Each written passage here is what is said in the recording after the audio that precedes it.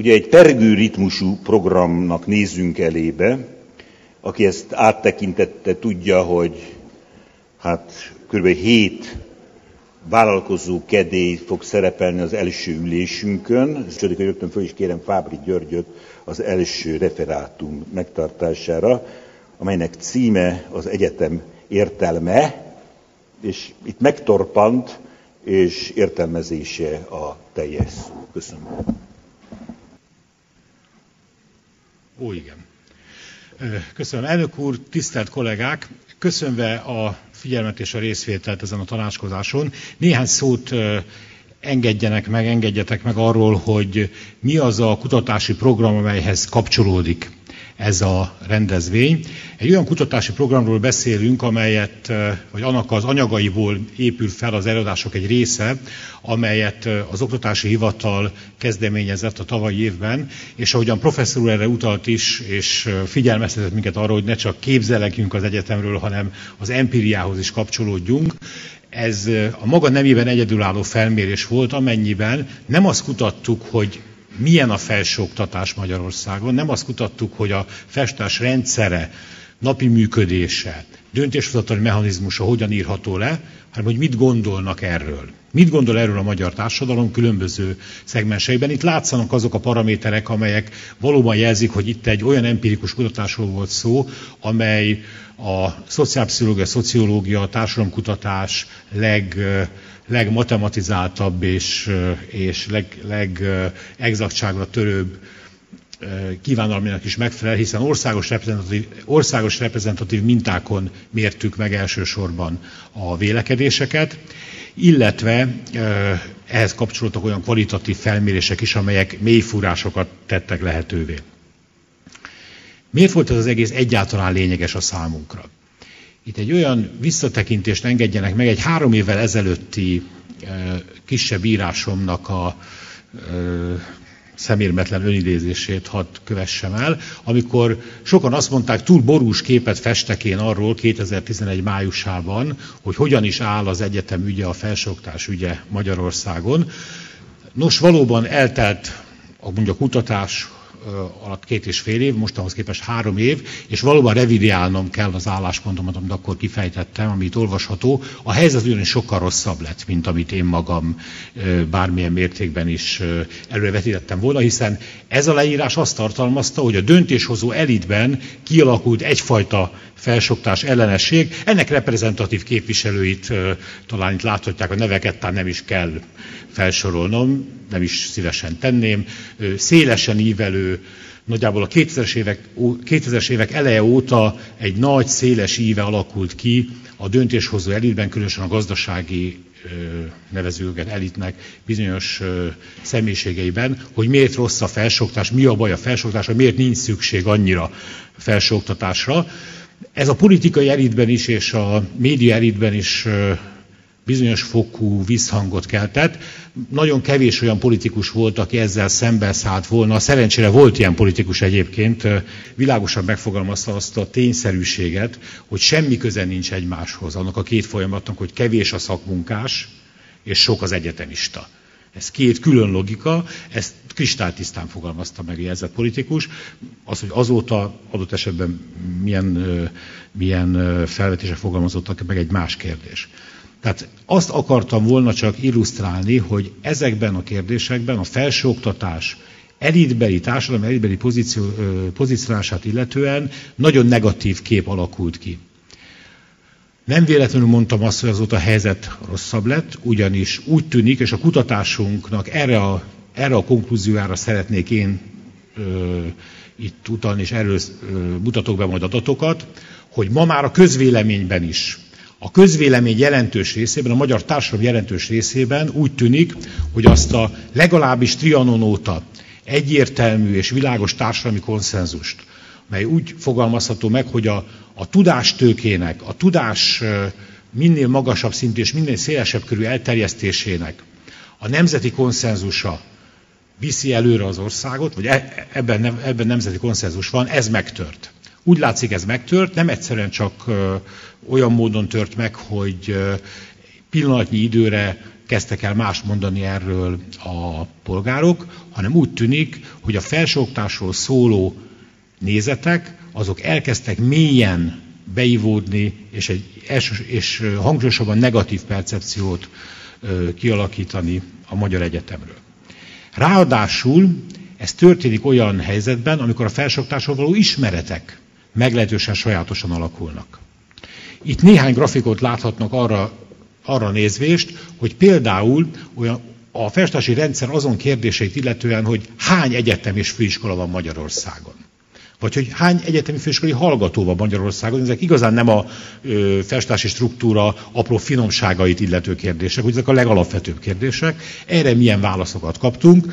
Itt látható, hogy például az intézmény számot illetően a 76-nál több intézményt feltételez, igen jelentős része, még a fiataloknak is közel a fele azt feltételezi, hogy több mint 76 intézmény van Magyarországon, felsőoktatási intézmény van Magyarországon, és ahogy az életkorral haladunk előre, úgy nő ez a szám. Tehát láthatják, 3/4 a lakosságnak az időseknek, 66 év fölöttieknek azt feltételezi, hogy több mint 76 intézmény van Magyarországon. A helyes számot igen kevesen találják el. Még feltűnőbb, hogy hány egyetemistát, főiskolás feltételeznek. Itt láthatják, hogy 50 000 alatti egyetemistát, főiskolást feltételez, a fiatal felnőttek közel 1/4. Tehát az a korosztály, amely korosztály egyébként a legközelebb van ehhez a generációhoz, egyetemista főiskolás generációhoz, úgy gondolja, hogy 50 000-nél kevesebb egyetemista főiskolás van Magyarországon, ugye tudjuk, hogy 300 000 fölött van a szám. Tehát ez nem kicsi tévedés, nem apró kis eltérés a finom adatoktól, hanem egy igen jelentős ismerethiányra utal, ami a felsőoktatást illeti. Ezekkel is még néhány kérdéssel összegeztük, nyilván nincs időm ezt részletezni, de összegeztük a tájékozottság és tájékozatlanság fokát a társadalomban, és itt azt láthatják, hogy az iskolai végzettség, ez arányosan, ez nem meglepő természetesen, hogy a felsőfokú végzettségűek tájékozottabbak, vagy inkább úgy mondanám, kevésbé tájékozatlanok, mint mások, de minden csoportban alapvetően a tájékozatlansága meghatározó. A felsőoktatást illetően. Ugyanakkor, hogy egy ellentmondásra felhívjam a figyelmet, egy bizalmi index felállításában nagyon egyszerű volt a kérdés, mennyire bízik meg a jelzett intézményekben. Itt azonban az egyetemek rendkívül jól szerepelnek, 1-től 4-ig tart a skála egyébként, és itt az egyetemek a legelső helyen állnak 3,13-as átlagértékkel. Nem ismerjük, nem sokat tudunk róla, ám rendkívül módon megbízunk benne. Ha a második helyen álló Magyar Tudományos Akadémiát nézzük, azokat a grafikokat nyilván nincs időm itt bemutatni, amely jelzi, hogy olyan nagyon sokat az akadémia működéséről sem tudnak természetesen a polgárok, de második helyen van az akadémia ebben a sorrendben. A pozíció egyébként 2004 óta változatlan, addig a mi listánkon ő vezetett végig, csak akkor nem kérdeztük még az egyetemeket, most megkérdeztük az egyetemeket, már is érre ugrottak. Persze egy szociálpszichológus erre valószínűleg azt mondaná, hogy nem túl bonyolult jelenség az, hogy minél kevésbé ismerek, ha jobban megismerek valamit, a negatívumait jobban fogom érzékelni. Ez benne van természetesen a pakliban, hogy így fejezem ki magam, de az látszik, hogy az egyetemi világot illetően a nem ismeret, az ismeretben való távollevés és a pozitív kép az egy érdekes kombinációt alkot. Úgy tűnik, hogy ez a konfúzió, ez meghatározó lesz a továbbiakban is, majd látni fogják a következő grafikonokban. A hivatásokra is rákérdeztünk arról, hogy mely hivatások művelői tisztelik a legjobban. Az nem meglepő, hogy az orvosok kiemelkednek ebben a sorrendben természetesen. Ez a világon minden ilyen felmérésben így van. A tudósoknak az előkelő helyét azt már érdemes figyelembe venni, és itt az idei évben kérdeztük az egyetemi professzorokat is, ugye korábban nem, ők is viszonylag elő vannak, tehát a pedagógusok mögött vannak, és az összes többit megelőzik. Tehát láthatunk egy pozitív képet, és láthatunk egy ismerethiányt. Ez egy ponton még inkább megragadható, egy olyan grafikon mutatok, amelyek itt ülő eltések természetesen a legnagyobb örömmel és lelki megnyugvással néznek, hiszen megkérdeztük azt is, hogy mely egyetemeket tartják a legjobbnak. Vagy pontosabban azt kérdeztük, hogy mondjanak 3 egyetemet, amelyet a legjobbnak tartanak, és az összértékelés alapján az ELTE egy 30%-os részaránnyal rendelkezik, de nem szerepel itt az az adat, amit én ajánlok a figyelmükbe. Nevezetesen, ugye 1500-as mintán kérdeztünk, mindenki 3 intézményt mondhatott. Tehát elvileg 4500 választ kaphattunk, kellett volna kaptunk, 4500 intézmény névi említést. Összesen 2000-et kaptunk.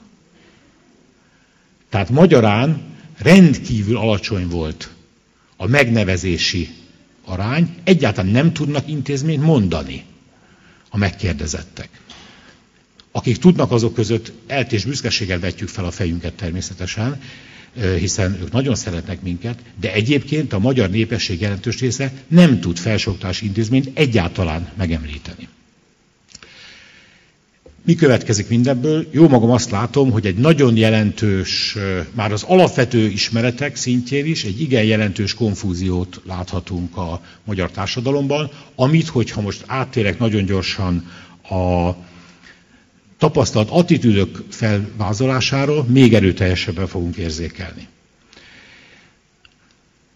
Megkérdeztük azt, hogy mely foglalkozások képviselőit tisztelik a legjobban, és hogy látják, hol lehet a legjobban érvényesülni anyagilag. A kék vonal a tisztelet, és a piros az anyagi érvényesülést jelenti. Hát nagyjából a saját tapasztalataikkal is megegyező természetesen az a diszkrepancia, amely néhány szakterületen látszik.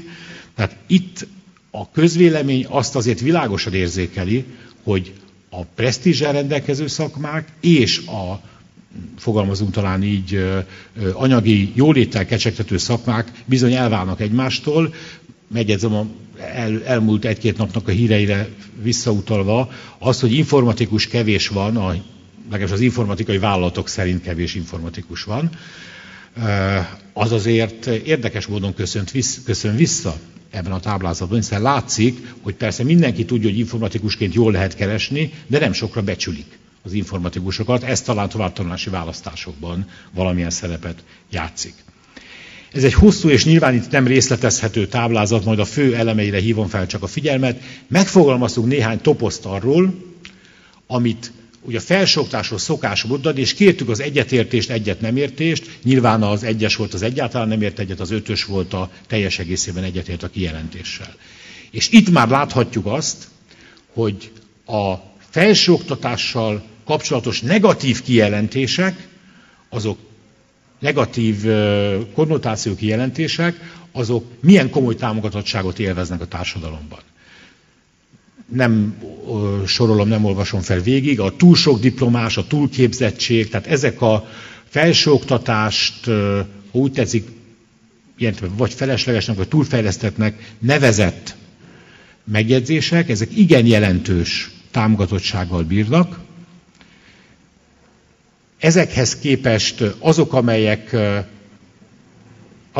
a kijelentések, amelyek inkább pozitívak a mostani magyar felsőoktatással szemben, kisebb támogatottságot kapnak. Hogyha összegezzük a pozitív és negatív jellegű állításnak a támogatottságát, egyértelműen a negatív az, amely nagyobb szerepet kap. Ez a 3,13 és 3,29, ez kis különbségnek tűnik ugyan, de felhívom a figyelmet, hogy a valós értéktartomány az a 2,4 és 3,4 között van. Tehát egy ilyen értéktartományon belül ez már nagyon nagy különbség. Tehát látszik, hogy inkább negatív a felsőoktatásról kialakult kép, de hagyján, hogy negatív, konfúz is. Ez sok mindennel függ össze, például összefügg azzal, hogy van-e valakinek gyermeke, aki a felsőoktatásban tanul. Egyértelműen látszik, hogy akinek van gyereke, aki a felsőoktatással kapcsolatban van, az pozitívabban ítéli meg a felsőoktatást. Tehát ott megváltozik már ez a hozzáállás. Hogyha összegezni akarom ezt az attitűd vizsgálatot, akkor újra csak hangsúlyoznám, a konfúziót látjuk. Túl sok diplomás, magas a diplomás munkanélküliség, túl képzettek a fiatalok, előbb legyen jó a gazdaságnak, és utána adjunk több pénzt a felsőoktatásnak, ez van az egyik oldalon, mint általános vélemény, Emellett igen sokan vallják azt időnként, ugyanazok egymásra vetítve a skálákat, ugyanazok, hogy sok diplomásra van szüksége az országnak. Hasznosak a diplomások, és nemzetközi színvonalú a magyar felsőoktatás. Tehát itt érződik egy feszültség, egy kavarodás, úgy tetszik a fejekben.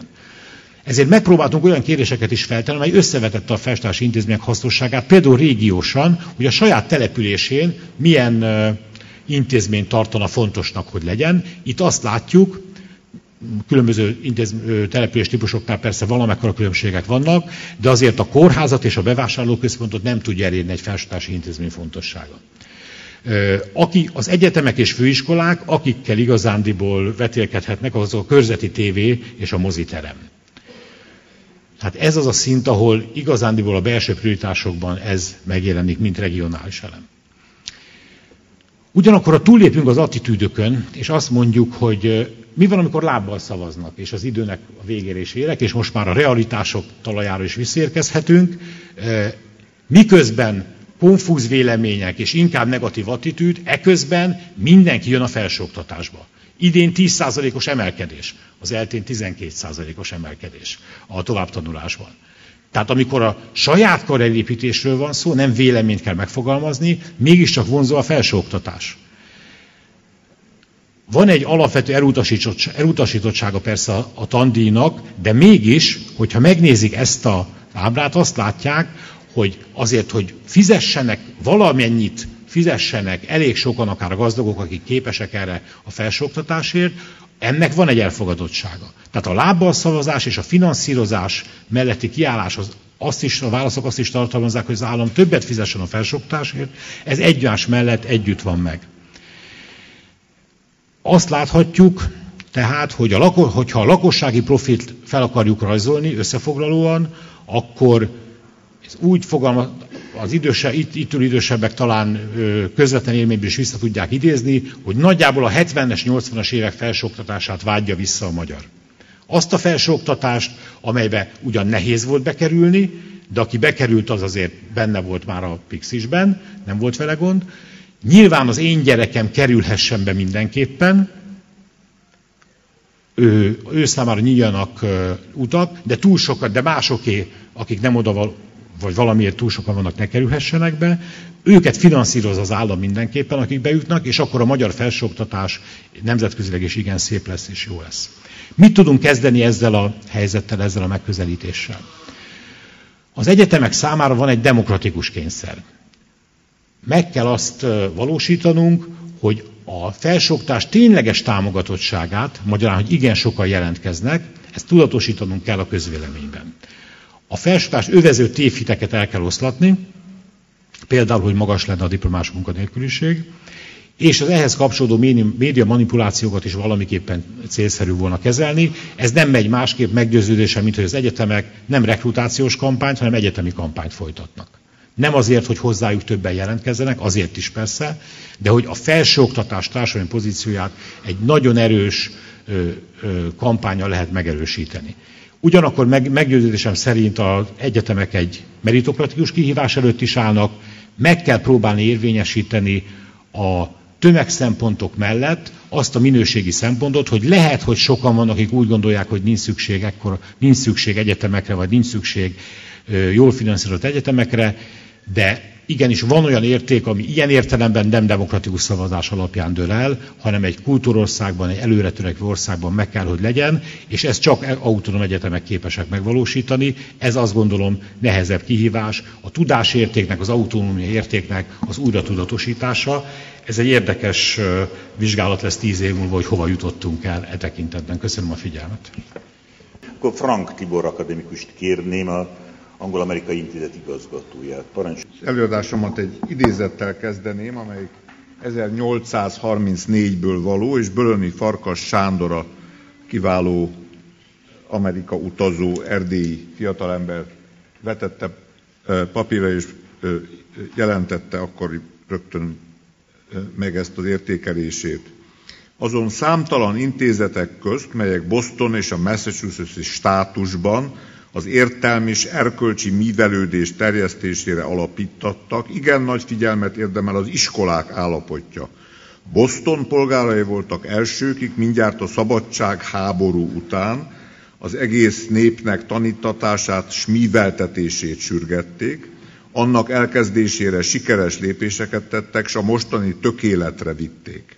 Követték a példát a több státusok is, és az iskolák állapotja mindenütt a nemzet főbb figyelme tárgyául vétetett fel, mint amelyek a szabadság elve és a respublikai igazgatás fenntartására legelső eszközök.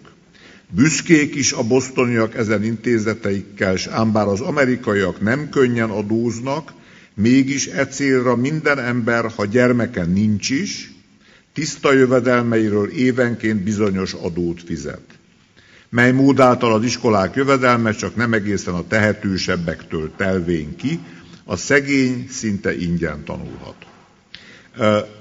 Ez egy intő figyelmeztetés, hogy már ennek az egész problémakörnek a történeti gyökerei nagyon különbözőek Magyarországon az Egyesült Államokhoz képest, holott a magyar kultúra sokkal régebbi történeti gyökerei messzebb indáznak, és ebben együtt az amerikaiak rögtön az első lehetséges pillanatokban, értve ez alatt 1620-ban ment ugye ki, 620-21-ben az első hajó, amelyik angol telepeseket vitt az új világba, és ehhez képest már 1636-ban, tehát egy évvel a mi ötvös egyetemünknek az alapítása után már megalapították a Harvard College-ot, amelyik a mai Harvard Egyetemnek az őse.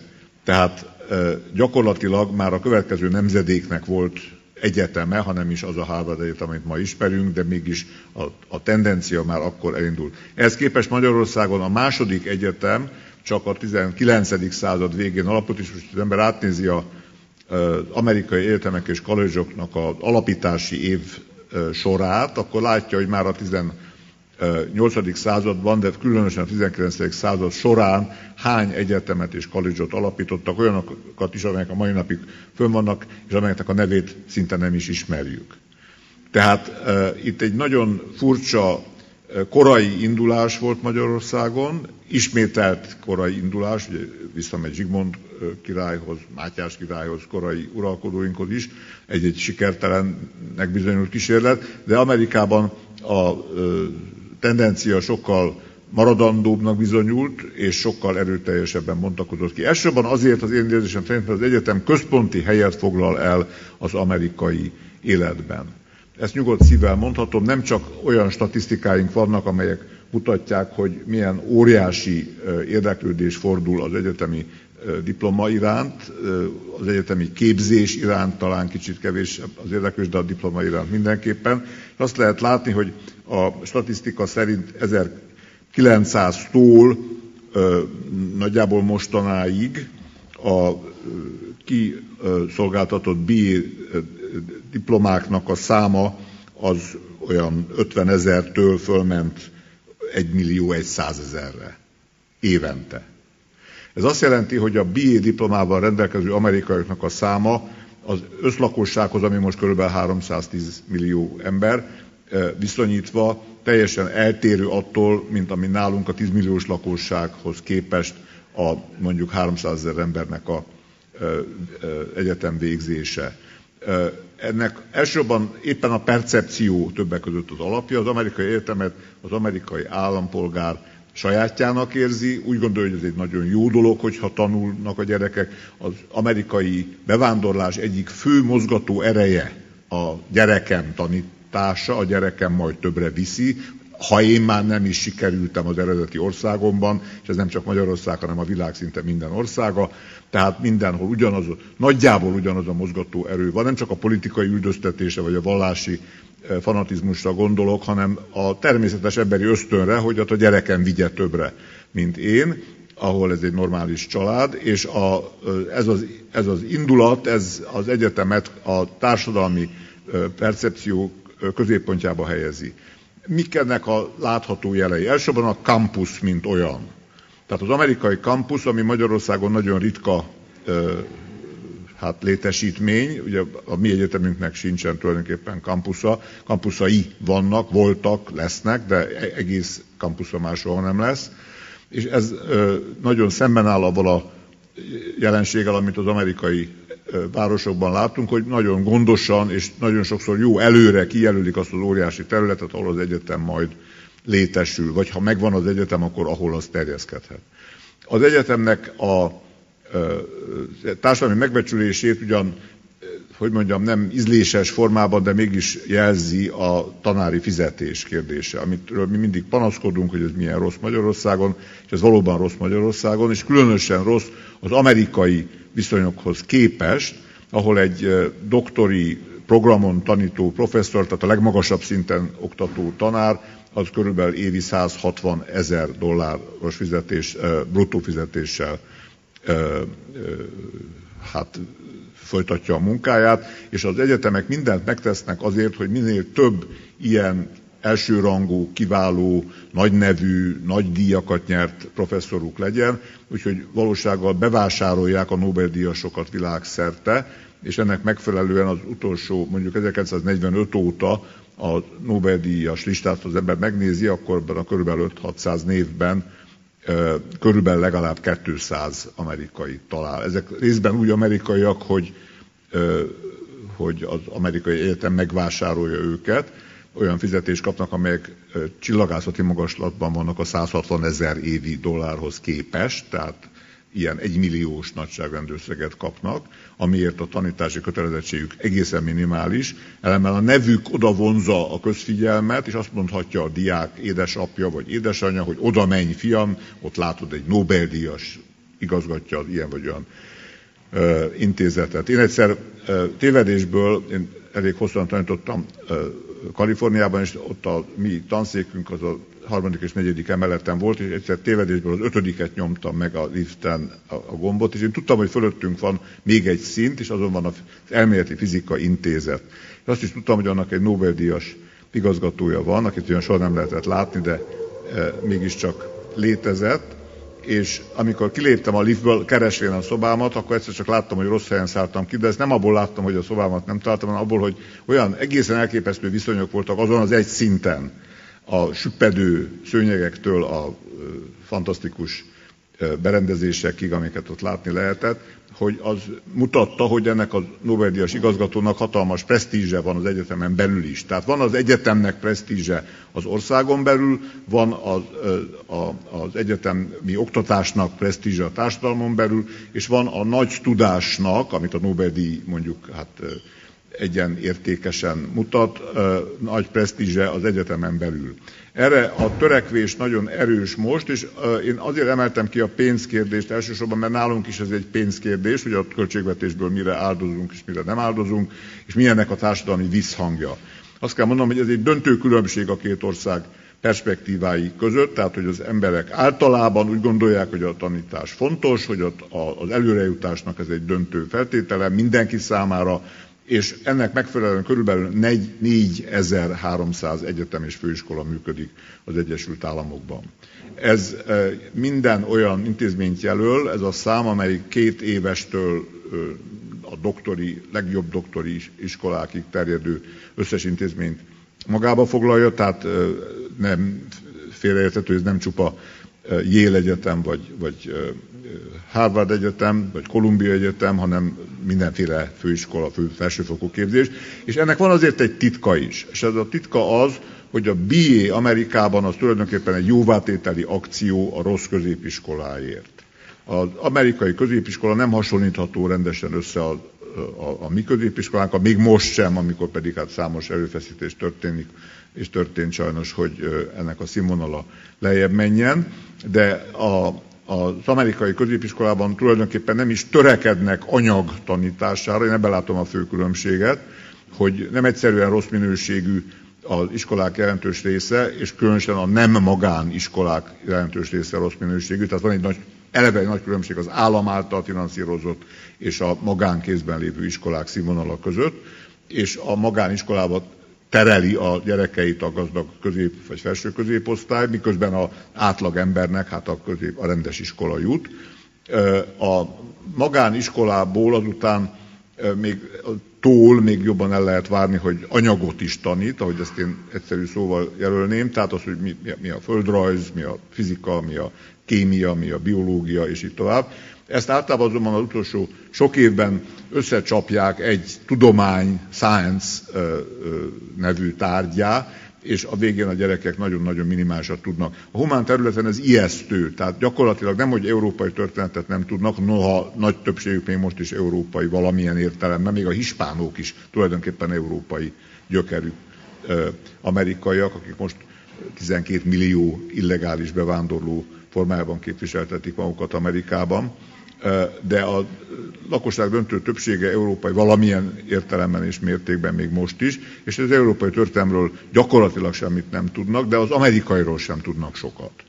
Tehát azt lehet látni, hogy van egy nagyfokú tájékozatlanság a humán területeken, és nem csak történelemből, hanem irodalomból még rosszabb a helyzet, tehát nincs szinte olyan nagy író, amerikai író se, igen, akinek a nevét egy átlag amerikai diák ismerné. Ez a nagyon tömör és rövid összefoglalása az én most már 25 éves amerikai diákokat tanító tapasztalatomnak. Az amerikai egyetem fizikailag is a kampusz formájában kiemelkedvén, kiemelkedik az emberek fejében is, mert a jövőnek a záloga. Ha én egy jó egyetemre be tudom vinni a diákomat, akkor abból lesz, a fiamat, lányomat, akkor abból lesz neki jövője.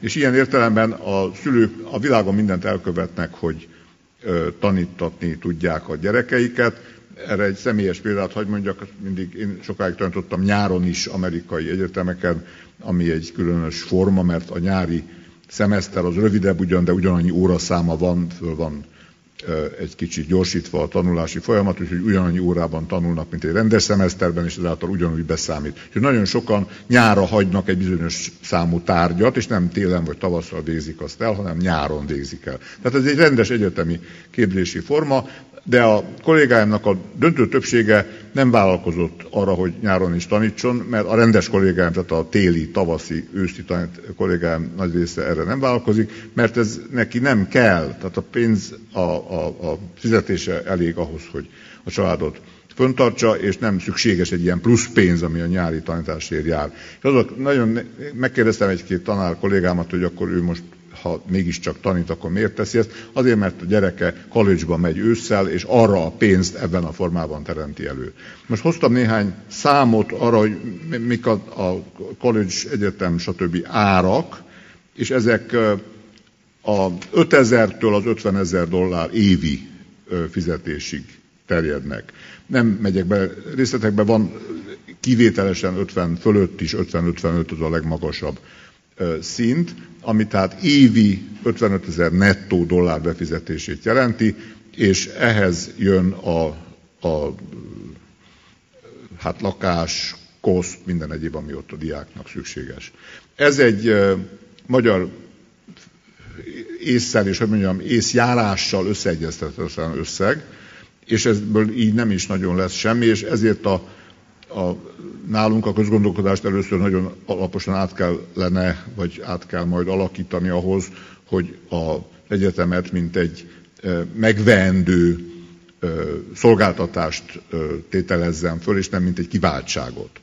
A szolgáltatást az amerikaiak nagyon komolyan értik, tehát megveszik az egyetemet, ebben megveszik a tanárt, a tanár fogadóóráját, a tanár által előírt könyvet, a tanár egész világát és a tanítás egész világát, és ezt úgy élik át, mint aki bemegy egy étterembe, és ott az étlapról sorban megrendeli a dolgokat, és elvárja, hogy a leves forró legyen, a főételben megfelelő mennyiségű hús legyen, a desszert elég édes legyen, és így tovább.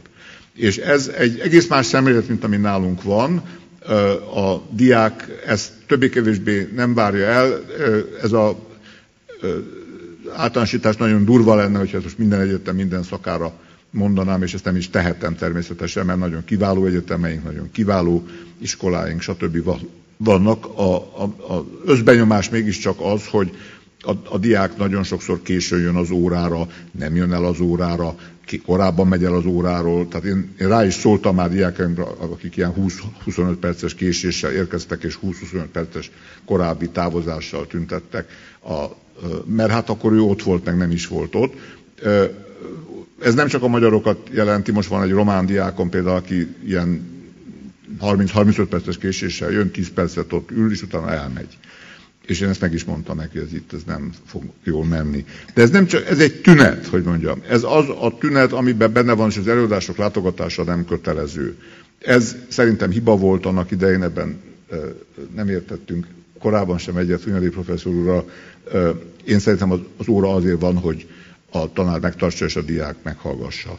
Amíg egyáltalán az órák a mai hagyományos formáikban föntarthatóak. Mert ugye az internet révén, a távoktatás különböző formái révén, az egész oktatási rendszer nagy mértékű és nagyon gyors iramú átalakulása révén a kérdés, hogy meddig tart a professzor, hogy mondjam, intézménye. Az egész ugye visszamegy a középkori egyetemre, a 12.-13. századi Oxfordban vagy Cambridgeben a professzor volt az egyetlen ember, akitől lehetett tanulni, és az nála vagy általa őrzött kéziratok voltak az egyedüli forrásai ennek a tanításnak. Ezért a mai napig a Cambridge Egyetem, az angliai Cambridge-ről beszélek most, annak a statutumában benne van, hogy a St. Mary's Church-től, ami egyik központi épülete Cambridge-nek, nem lehet 3 mérföldnyire eltávoznia a diáknak, mert akkor érvényét veszti a diák státusza. Ez azt jelentette, hogy csak a professzor közvetlen környezetében lehetett tulajdonképpen egyetemnek nevezni a felsőoktatási intézményt, és az ő sugárzása nélkül nem volt egyetem. Na most ez már tökéletesen megváltozik, amikor az interneten a diákon mi alatt én beszélek, hamarabb kikeresi azt az adatot, amire én a fejemben várok, hogy majd be fog ugrani a mondat végére. Tehát ez gyökeresen megváltozik, mert bármi hozzáférhető, az én egész előadásom hozzáférhető este 11-kor is otthon megnézi, megtanulja vagy nem. Erre nálunk kiváló kollégák, mint Pokol Béla tanár úr már évtizedekkel ezelőtt rájött, aki leküldte Miskolcra előadni. Nem akarom őt bántani ebben, mert ez kora hírnöke volt. Leküldte a videón az előadását Miskolcra, és ott lejátszották. Kérdés, hogy nem volt-e igaza? Mi a különbség az élő és a nem élő tanár között? Én gondolom és tudom a magam sok évtizedes tapasztalatában, hogy van különbség, mert van egy pedagógiai ráhatás, van egy közvetlen viszony a diák és az oktató között, ami része, még a fizika tanításnál is része az egyetemnek. Most ez Amerikában nagyon erősen ilyen szolgáltatásszerűen megvan, mert a diák elvárja, hogy az én fogadóórámon 10 óra 00-tól 12:00-ig, vagy bármikor ott üljek, és ő vele foglalkozzak. Kijavítsam a dolgozatát, megbeszéljem vele a munkájának az eredményeit, instruáljam, stb. Befejezésül és összegzően. Azt mondhatnám, hogy az amerikai egyetem egyrészt a tudás mai napig meglévő tekintélyére épül. Az amerikai egyetem nem választható szét az Amerikában általában a tudás iránt megmutatkozó feltétlen tisztelettől. Tehát itt nem lehet, itt különbségeket lehet találni a tünetekben a magyar és az amerikai viszonyok között, de az alapvető hozzáállás teljesen más, mert az amerikai megbecsüli azt, aki többet tud, a magyar irigyli, féli, esetenként kiiktatja az életéből azt, aki nála többet tud, nem is ambicionálja feltétlenül. Ez egy sommás megállapítás, nem vonatkoztatható 10 millió emberre, de mégis van egy tendencia, amelyik ezt igazolja. A másik dolog, hogy a magas szintű tudásnak hihetetlen presztízse van. Tehát, hogyha valakinek egy PhD-je van, ami nálunk sajnos egy lefelé menő fokozat, sajnos, a tapasztalat az, hogy a PhD-ért a befektetett munka kevesebb lesz, a disszertációk rövidebbek, a vizsgák felszínesebbek, és az amerikai PhD-hez ez a mai napig sem mérhető volt, az amerikai PhD-n is rajta nyomát az élet. De az amerikai PhD még mindig egy óriási társadalmi presztízsel rendelkező intézmény, azt kell mondanom, akinek PhD-je van, azt azért úgy bizonyos csodálata, elegyes félelemmel nézik, és az egy valaki.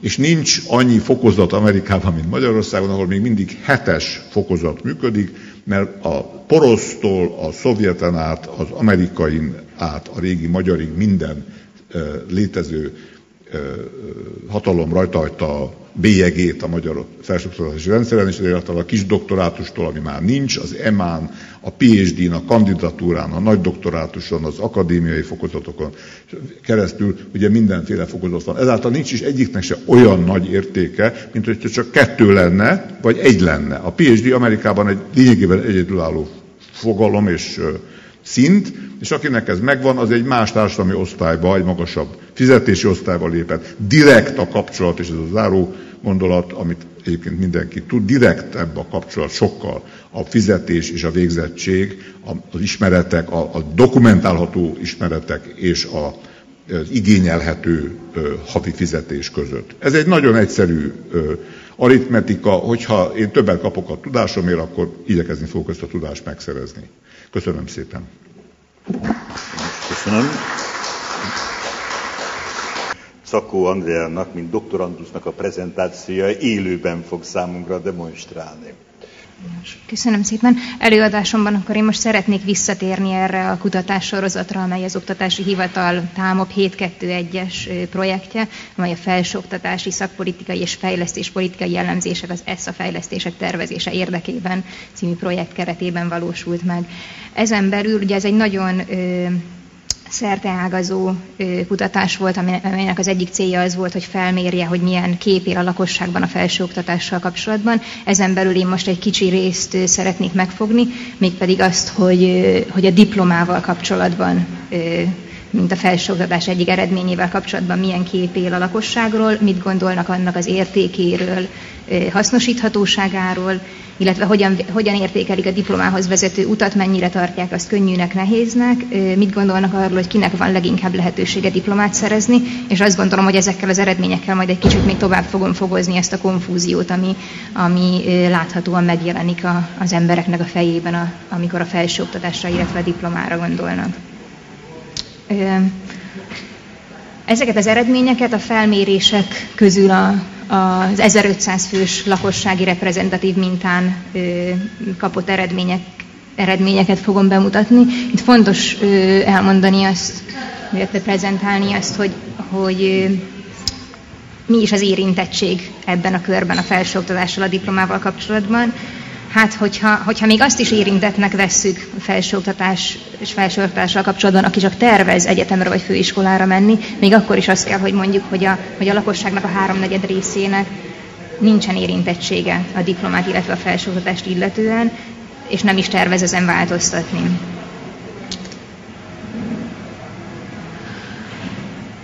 Megkérdeztük azt is, tehát ennek a viszonynak a feltárásához megkérdeztük azt is, hogy mit gondol arról a válaszadó, hogy a gyermeke fog-e majd egyetemre vagy főiskolára menni. Nyilván nem meglepő, de azért ezen az ábrán nagyon látványosan látszik az, hogy azok az emberek, akiknek már van felsőfokú végzettségük, az ő esetükben a többség azt gondolja, hogy a gyermeke is fog egyetemre, főiskolára menni, így termelődnek újra a diplomások, míg azok, akiknek nincsen felsőfokú végzettségük, ott egy kisebb rész, körülbelül 1/3, 30%-uk gondolja azt, hogy a gyermekük fog majd felsőfokú képzésben részt venni. Ezt a narancssárgával jelölt sávok jelölik ezen az ábrán. Legfelül látható azok aránya, ahol a gyermeknek már van felsőfokú végzettsége, alatt pedig azok, akiknek tervezetten vagy remélhetőleg lesz majd végzettsége. Itt kicsit majd a továbbiakban is külön fogom kezelni azokat a válaszadókat, akiknek nincsen ugyan diplomája, de mégis terveznek a gyermeküknek diplomát,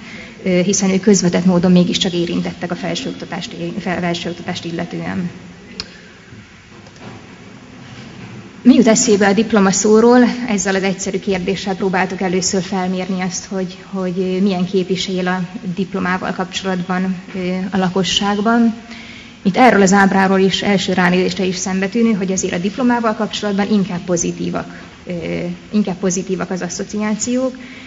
Elsősorban az értékét tekintve, ami egyrészt a mögöttes tartalmat jelenti, a befektetett energiát, ezt itt a tanulás, illetve a tudásszavakkal lehet leginkább megfogni, másfelől pedig a felhasználhatóságát tekintve is, amelyet a lehetőség, a munkahely, magas fizetés, pénz kifejezéseknek a gyakorisága jelenti.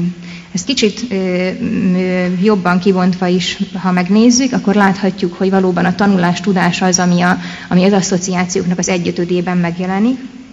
Ezt követi a viszonylag semleges, vagy semmit mondó egyetem, főiskola, felsőoktatás gondolatoknak a feltűnése, és ezt követően jönnek azok a praktikus, illetve társadalmi hasznok, amelyek a diplomához köthetőek a lakosság szerint, mint a munkalehetőség, állás, elhelyezkedés, anyagi biztonság, pénz, elismerés, siker, megbecsülés.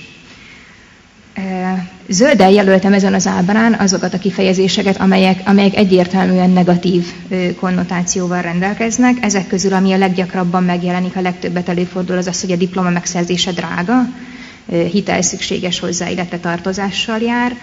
A következő az, hogy nem fontos, nincsen rá szükség, felesleges, illetve annak a sajnálkozásnak a kifejezése, hogy a válaszadónak nincsen diplomája, nem érinti ez a kérdés. Megdöbbentően nagy itt is, ugyanúgy, mint a korábban már említett nevezzen meg egy egyetemet kérdéssel, illetve nevezzen meg a 3 legjobb minőségű egyetemet kérdéssel kapcsolatban a válasz megtagadóknak az aránya, illetve azoknak a száma, akik nem tudtak erre a kérdésre érdemben válaszolni. Itt is a lehetséges 4500 asszociációból, 4500 asszociációból körülbelül csak 2500 érkezett. Egyébként körülbelül 200-an voltak azok, akiknek egy asszociációja gondolata sem volt a diplomával kapcsolatban. A többségnek azért egy vagy két gondolata volt, és ezt megosztotta velünk a diploma szóval kapcsolatban.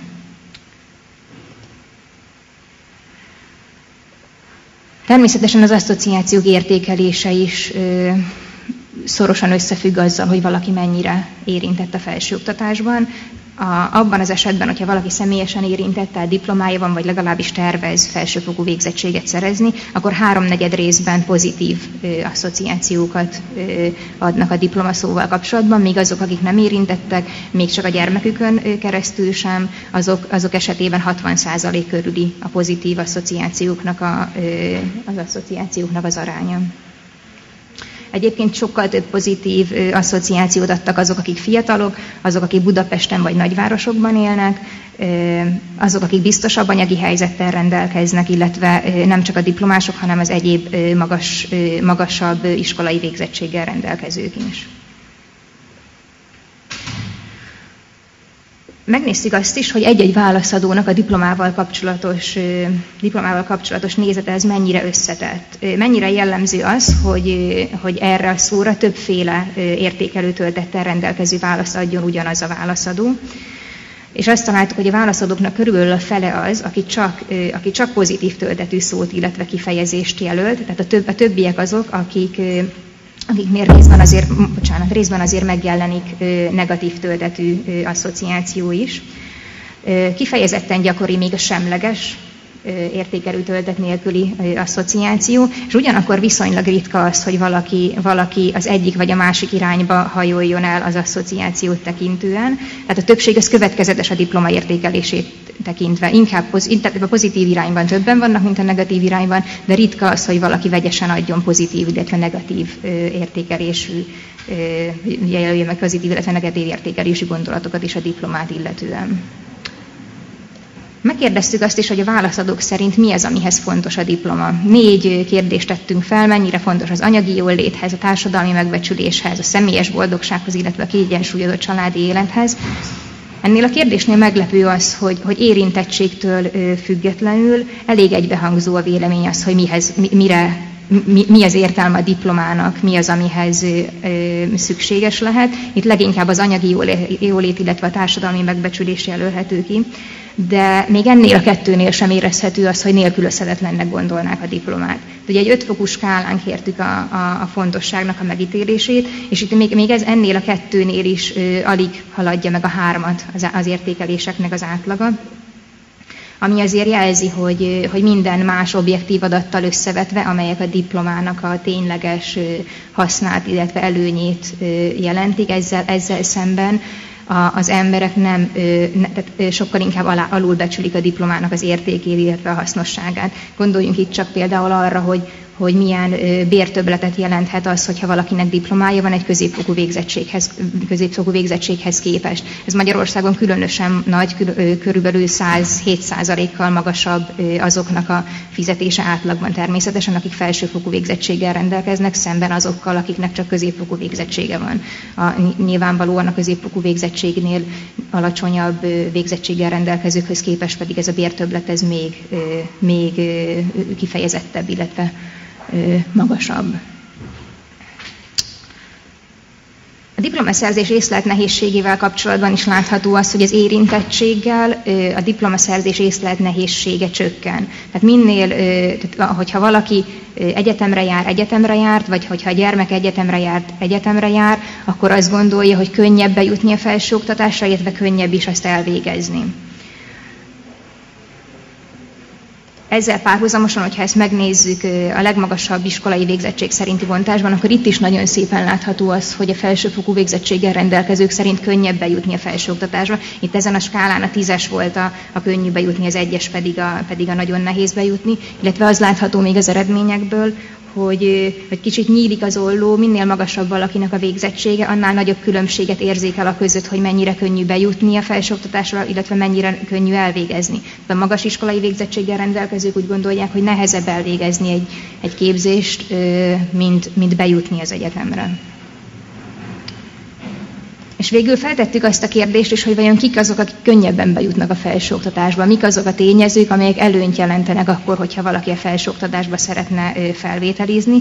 Itt egy 5 fokú skálán kértük ennek a megítélését.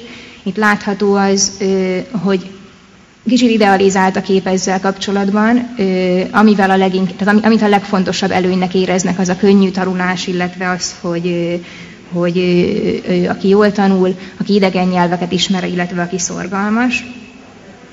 A családi háttérből inkább csak a szülőknek a tehetősége, ami megjelenik, mint előnyt a felsőoktatásba való bejutásnál, és azok az egyéb háttértényezők, amelyek tudva levő, hogy a felsőoktatásba való bekerülés a diplomaszerzés valószínűsítik, illetve segítik, mint a szülőknek, különösen az apának az iskolai végzettsége, a fővárosi, illetve nagyvárosi lét, ezek nem jelennek meg ezeknél a válaszoknál, illetve csak sokkal kisebb mértékben, mint a tanulásnak a szerepe, a jó tanulásnak a szerepe. Összefoglalóul azt mondhatjuk, hogy a diplomának az értékelése alapvetően inkább pozitív, legalábbis azok körében, akik tudnak bármit is mondani arról, hogy mi az a diploma. Itt nyilván azokról nem tudunk nyilatkozni, akik ezzel kapcsolatban nem tudtak semmilyen választ adni, de mégsem reális, alulbecsült a gyakorlati hasznossága, nem ismert az, hogy milyen többletet jelenthet egy diploma a munkaerőpiaci sikerességet, illetve a fizetést tekintve. A diplomának az diplomának a megítélése az nagyon erősen függ az érintettségtől, illetve a szocioökonómiai státusztól, és ideologizált kép van arról, hogy kik jutnak be a felsőoktatásból. A háttérváltozóknak a szerepe az nem ismert, illetve alábecsült a lakosságnak a körében. Köszönöm szépen.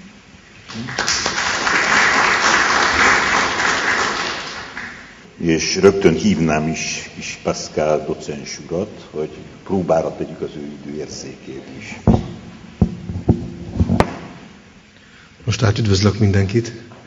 Újabb pszichológiai érdekes fogalmat, alapvető fogalmat szeretnék bevezetni a kérdés tárgyalásában, a felsőoktatás tárgyalásában, és ez pedig a motiváció. Mi visz valakit arra, hogy tanuljon úgy általában, és hogy tovább tanuljon. Ezt vizsgálnám én a következő néhány percben. És egy másik adatbázison, hiszen a kutatás a gazdagsága megengedi azt, hogy ne csak a felnőtt lakosság egészét reprezentáló adatokról beszéljünk. Egy másik kérdezés során a 18 és 30 éves fiatalokat is megkérdeztük, hogy ők más kérdésekkel persze, hogy valójában az ő tanulmányi életútjukról akartunk tájékozódni, és én ezt az adatbázist vettem alapul. Ez is egy 1500 főt megkérdezésén alapuló reprezentatív országos adatbázis, és ennek is két kérdését emelném most ki, és hozzá segédkérdéseket hozok. a legfontosabb kérdés, ami tulajdonképpen egy novuma ennek a kutatásnak, az az, hogy a tudás szükségletről kérdezzük az embereket. Ha percepció, akkor ez egy érdekes pszichológiai jelenség, hogy milyen késztetettséget érez az ember a tudással kapcsolatban. Nyilván, ahogy ezt a motiváció kapcsán általában is el tudjuk mondani, ez a szükséglet, ez lehet egy külső elvárásnak a belső vététele, lehet valami belső hajtóerő arra, hogy az ember ügyesebb legyen, okosabb legyen. Tehát ezt most nem boncolgattuk, egyszerű a kérdés, szüksége van-e a boldoguláshoz tanulmányokra. Egy hasonló kérdést tennék mellé, amit a pszichológusok jobban ismernek, ez pedig a élettel való elégedettségnek a kérdése. Legalább ennyire átfogó kérdés, mint ez a szükségletekkel kapcsolatos kérdés, de erről valamennyit már tudunk. Például azt tudjuk, hogy az optimizmusra, előretekintésre, a tervezésre egy pozitív hatással van az, hogyha az ember elégedett a saját életével. Hasonlóképpen nagyon sok tényező ötvöződik abban, ahogyan erre válaszolnak a személyek, de van egy előremutató hatása is annak, hogyha elégedettek vagyunk az életünkkel. Segédkérdésként vezetnék be olyan kérdéseket, ami a visszájáról, a fonákjáról közelíti meg a kérdést. Milyen felmentést adnak önmaguknak a személyek, illetve mit fogalmaznak meg tényszerűen, ami őket gátolja a tudás megszerzésével kapcsolatban. Tehát ezek a kérdések egész pontosan így hangzottak, hogy jó lenne fejleszteni a tudásomat, de, és akkor háromféle verzió hasonló formában, nincs rá időm, nincs rá pénzem, hiányoznak az alapok, amiket megszereztem volna ahhoz, hogy tovább fejlődjek. Volt egy negyedik kérdés is, ami elválik ezektől a kérdésektől, és ez pedig az, hogy nincs is rá szükségem. Tehát nem is ért egyet azzal a válaszadó, ha ezzel a kérdéssel egyetért, hogy tanulni kéne, tovább kéne fejlődni. Na most hát ez egy olyan érdekes terület, aminek kevés modellje van, de a józanész alapján egy-két várakozásunk lehet azzal kapcsolatban, hogy akár a tudásszerzéssel kapcsolatos motiváció hogyan fog alakulni az életkorral, illetve a megszerzett tudással. Ahogy más motivációnk is, hogyha eszünk, akkor gyakran van az, hogy sokat ettünk, már nem vagyunk éhesek, tehát elmúlik egy motivációnk, ha úgy tetszik, telítődünk a javakkal, a hiány az megszűnik, és ezért aztán nem motivál minket semmi a további cselekvésre. Ezt lefordíthatjuk úgy is erre az esetre, hogyha sokat tanultunk, már nem vagyunk annyira motiváltak újabb tanulmányokra, tehát a PhD-sek talán legkevésbé motiváltabb a felsőoktatásban újabb tanulmányokra, és talán az éppen bekerülők a leginkább, a középiskolások még inkább, és ahogy megyünk, míg a hiány növekedhet addig, amíg az ember meg nem szerezte a tudást.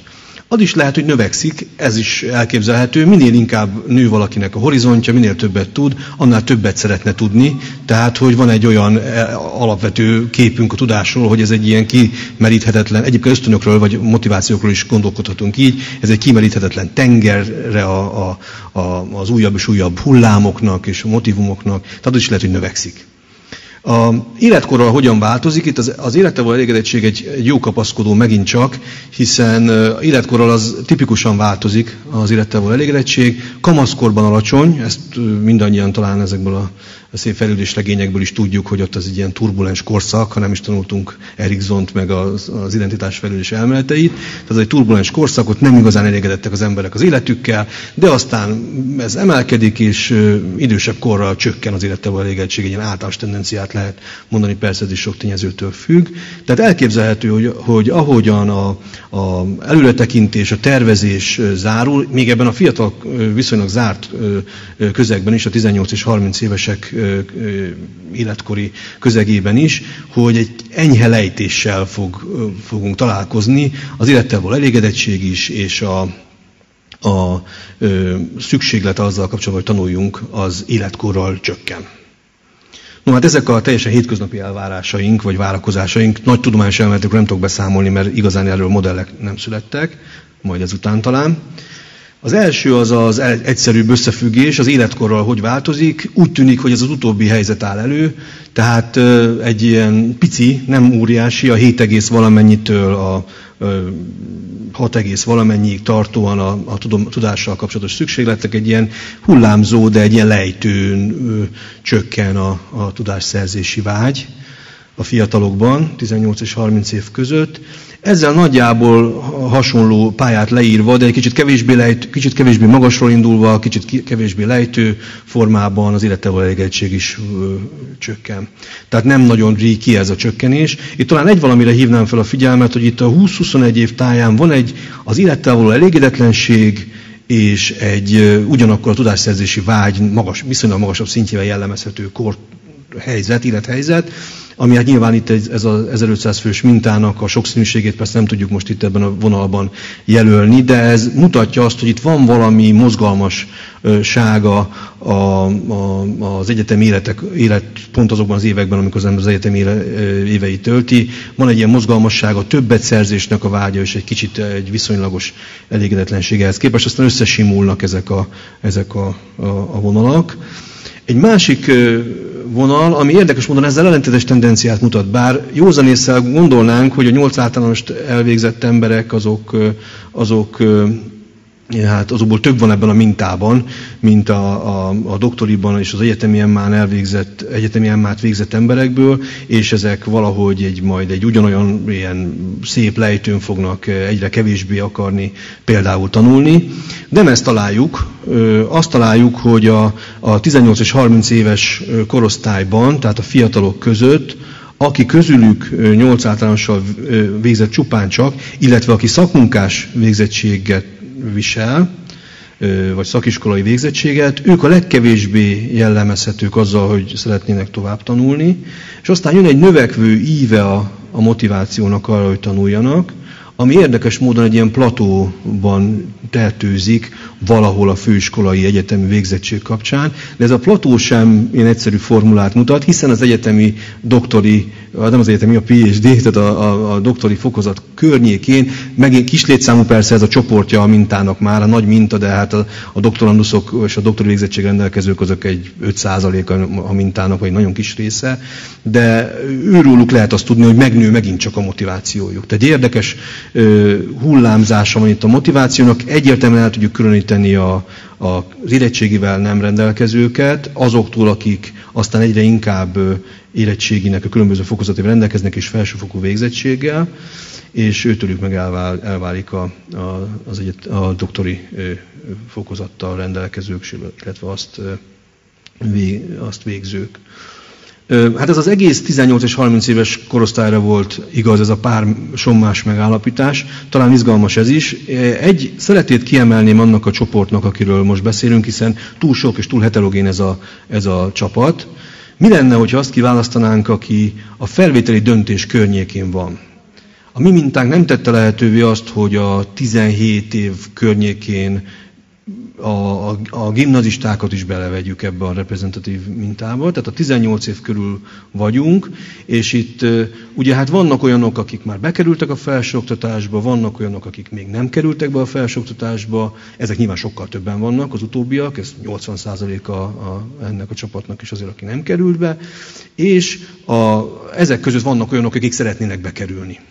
Ez mondjuk megint 15%, aki ugyan most még nincs bent 18 éves környékén, 20 év körül, de szeretne bekerülni. Ez egy érdekes 3-as osztata is volt ennek a kérdőívnek. Szembeszegeztük a kérdést a válaszadóknak, és megkérdeztük tőlük, hogy a 3 csoportból melyikbe sorolják magukat. Tanulnak, vagy tanultak, szeretnének tovább tanulni a felsőoktatásba, vagy nem tanultak, és nem is szeretnének tovább tanulni. Nyilván utóbbi a 2/3 arányában a legnagyobb arány, több mint 2/3 aránnyal, és a maradék 1/3, 1/4 osztoznak a többiek. De érdekes lehet az, hogy tehát akkor mi lehet igaz azokra, akik ebben az érettségizett csoportban vannak, akiknek tehát lehetőségük lenne tovább tanulni, de nem kerültek be a felsőoktatásba, még 18-22 évesen, még bekerülhetnek, de most jelenleg nincsenek benne, akik nem is akarnak bekerülni, és akik bekerültek. Hogy a motivációjuk, a tanulás iránti motivációjuk hogy alakul, illetve hát ezzel kapcsolatban az élettel való elégedettségük. Az érdekes, és talán visszaigazolja a jelenlevőknek, hogy jól döntöttek, gondolom legtöbben a felsőoktatásból jöttek, élettel elégedettebbek azok, akik a felsőoktatást választják azokhoz képest, legalább fiatalon azokhoz képest, akik nem választják. Köztes helyzetben vannak azok, akik szeretnének kerülni a felsőoktatásba, őket jelöli majd mindig a piros tömb, de hát ott nincs szignifikáns különbség. A két szélső érték között van szignifikáns különbség. Amiben viszont mindegyik csoport egymástól elkülönül és egy szép lépcsőzetes formát alkot, az az, hogy mennyire gondolják azt, hogy tanulniuk kellene még ahhoz, hogy egzisztenciális sikereket érjenek el. A leginkább a felsőoktatásban bennlevők, tehát ilyen BA tanulmányokat folytató 18-22 éves fiatalok gondolják azt, hogy erre szükségük van az életben, a tanulásra.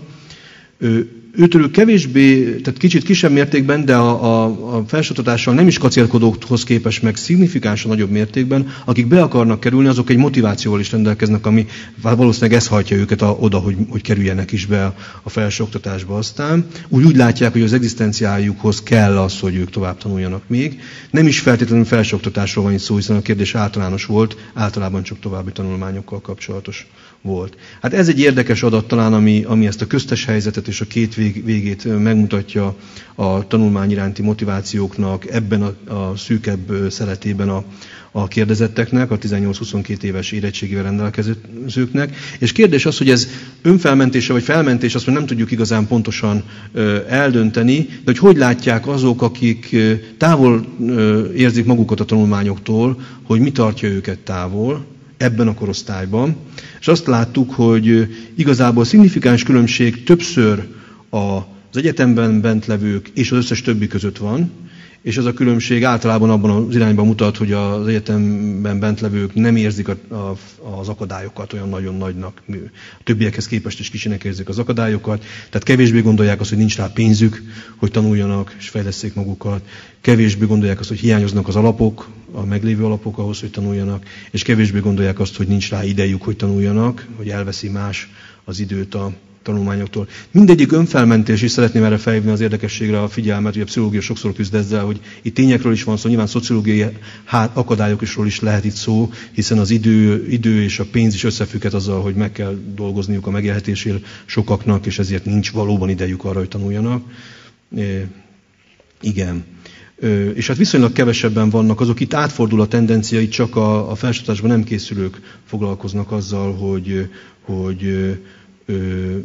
hogy ők igazából nem akarnak tanulni. Tehát nincs igazából szükségük arra a jelenlegi helyzetükben. Úgy ítélik meg, hogy ahhoz, hogy sikereket érjenek el, ahhoz nincs szükség tanulmányokra. Ez egy kicsit nagyobb mérték. Jeleznem kell, hogy itt ez egy 5 fokú skála, és az alján vagyunk a skálának, tehát alapvetően mindenki úgy gondolja, hogy tanulni azért csak kell.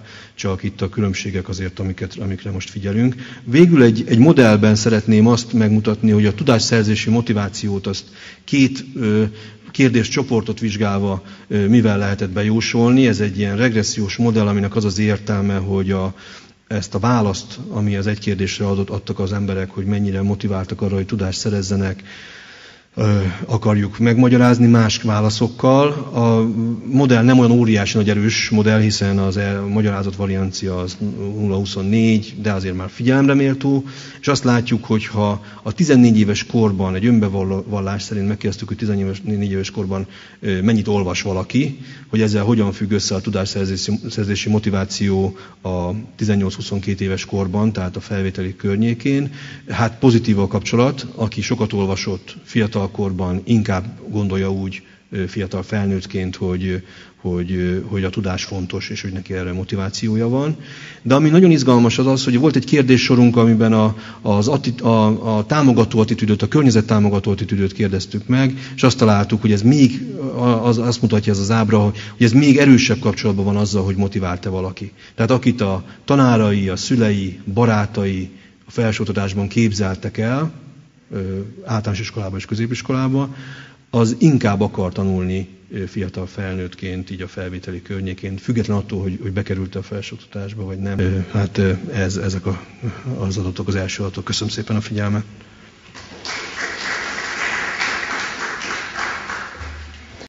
Elsőként Mészárosné Lampul Zsuzsannát kérem, hogy a szlovákok és szlovákiai magyarok egyetem percepcióit. Jó napot kívánok, tisztelt Hölgyeim és Uraim!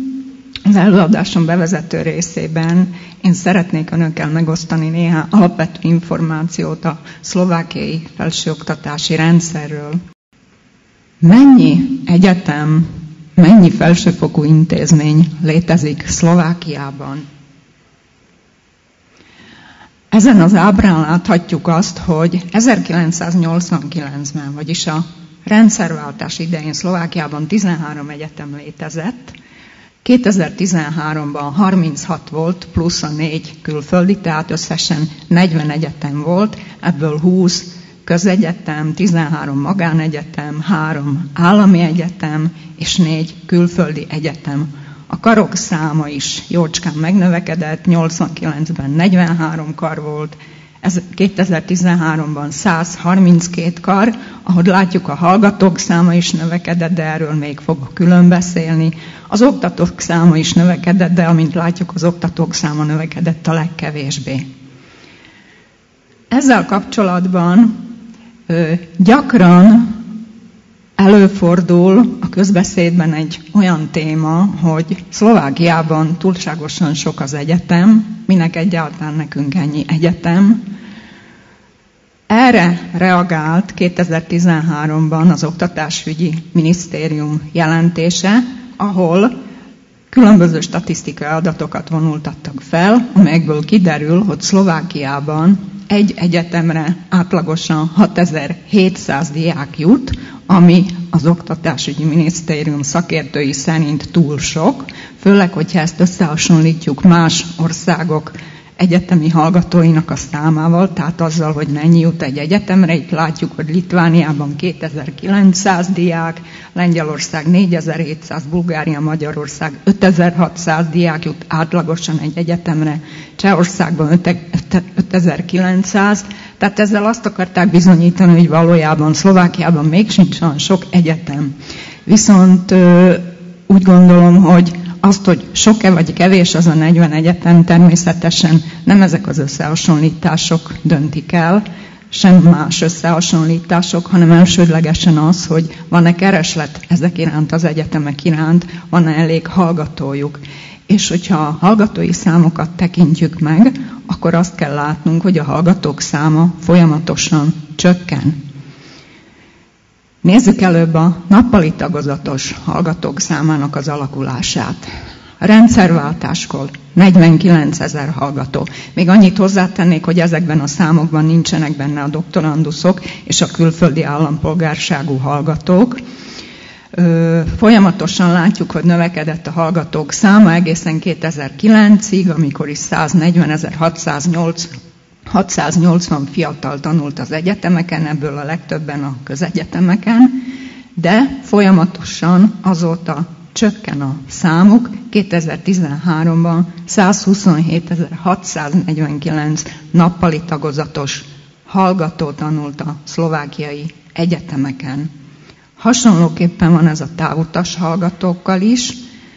Látjuk, hogy a kezdeti állapot 1989-ben 9700 hallgató, ez folyamatosan növekedett egészen 2007-ig, amikor is 80.377 hallgató volt, távutas hallgató, ebből úgy szintén a legtöbben közegyetemeken tanultak, azóta csökken a számuk, és 2013-ban 50 000 körül volt a távutas hallgatók száma. Tehát fölmerül a kérdés, hogy mi lesz a jövőben. Ugyanis 2013-ban érkeztünk el először ahhoz az állapothoz, hogy kevesebb volt az egyetemeken megjelenő hallgatók száma, mint az egyetemeken tervezett hallgatók száma. Viszont azt is el kell mondanunk, hogy ez a hallgatói létszámcsökkenés nem minden egyetemet és nem minden kart érint. Ezt az ARRA nevű ügynökség, ez az Akadémiai Rating és Ranking ügynökség felméréséből tudjuk. Ez az ügynökség egyetemi rangsorokat végez, kicsit más módszerrel, mint ahogy ez Magyarországon szokás. 2013-ban 9. alkalommal végeztek ilyen egyetemi rangsorvizsgálatot.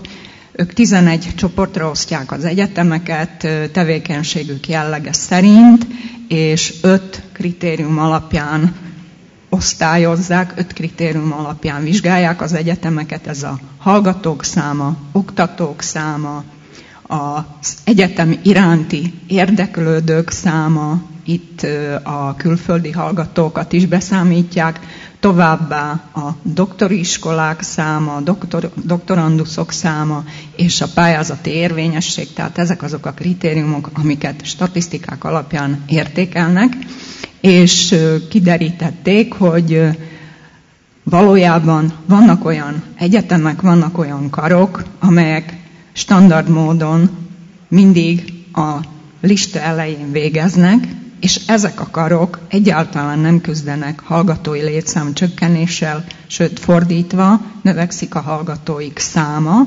Ugyanakkor viszont vannak olyan karok, amelyeknél ez a hallgatói létszámcsökkenés tapasztalható, és ezek olyan karok, amelyek folyamatosan azt lehet mondani, hogy ezekben a rangsorvizsgálatokban lejjebb végeznek. Tehát valójában az arra nevű ügynökség ezzel a saját módszerének a helyességét is próbálja bizonyítani, mert bizony nem minden egyetem van megelégedve ezekkel az egyetemi rangsor felmérésekkel.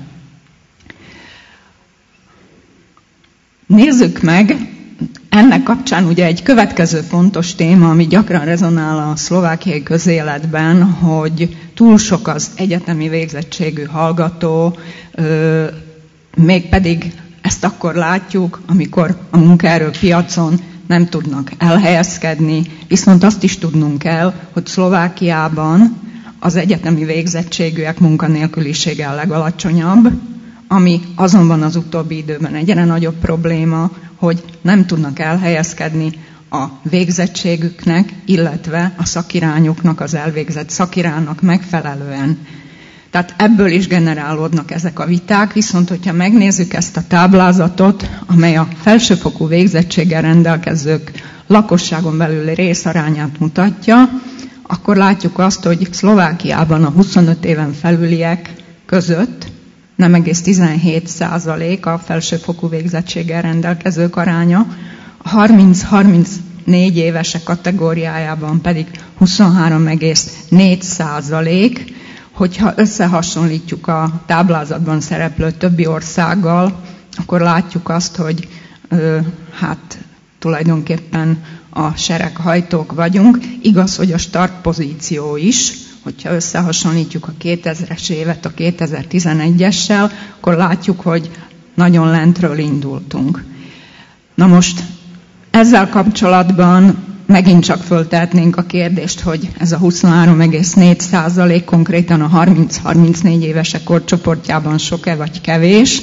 Ez viszonyítás kérdése, hogyha az Európa 2020 című stratégiai programból indulunk ki, amelynek az a célja, hogy az európai 30-34 éves lakosság 40%-ának legyen felsőfokú iskolai végzettsége, akkor azt mondhatjuk, hogy még van tennivalónk ezen a téren. Tehát ilyen szempontból nézve nem igazán helytálló az a megfogalmazás, az a vélemény, hogy túl sok Szlovákiában az egyetemi végzettségű lakos.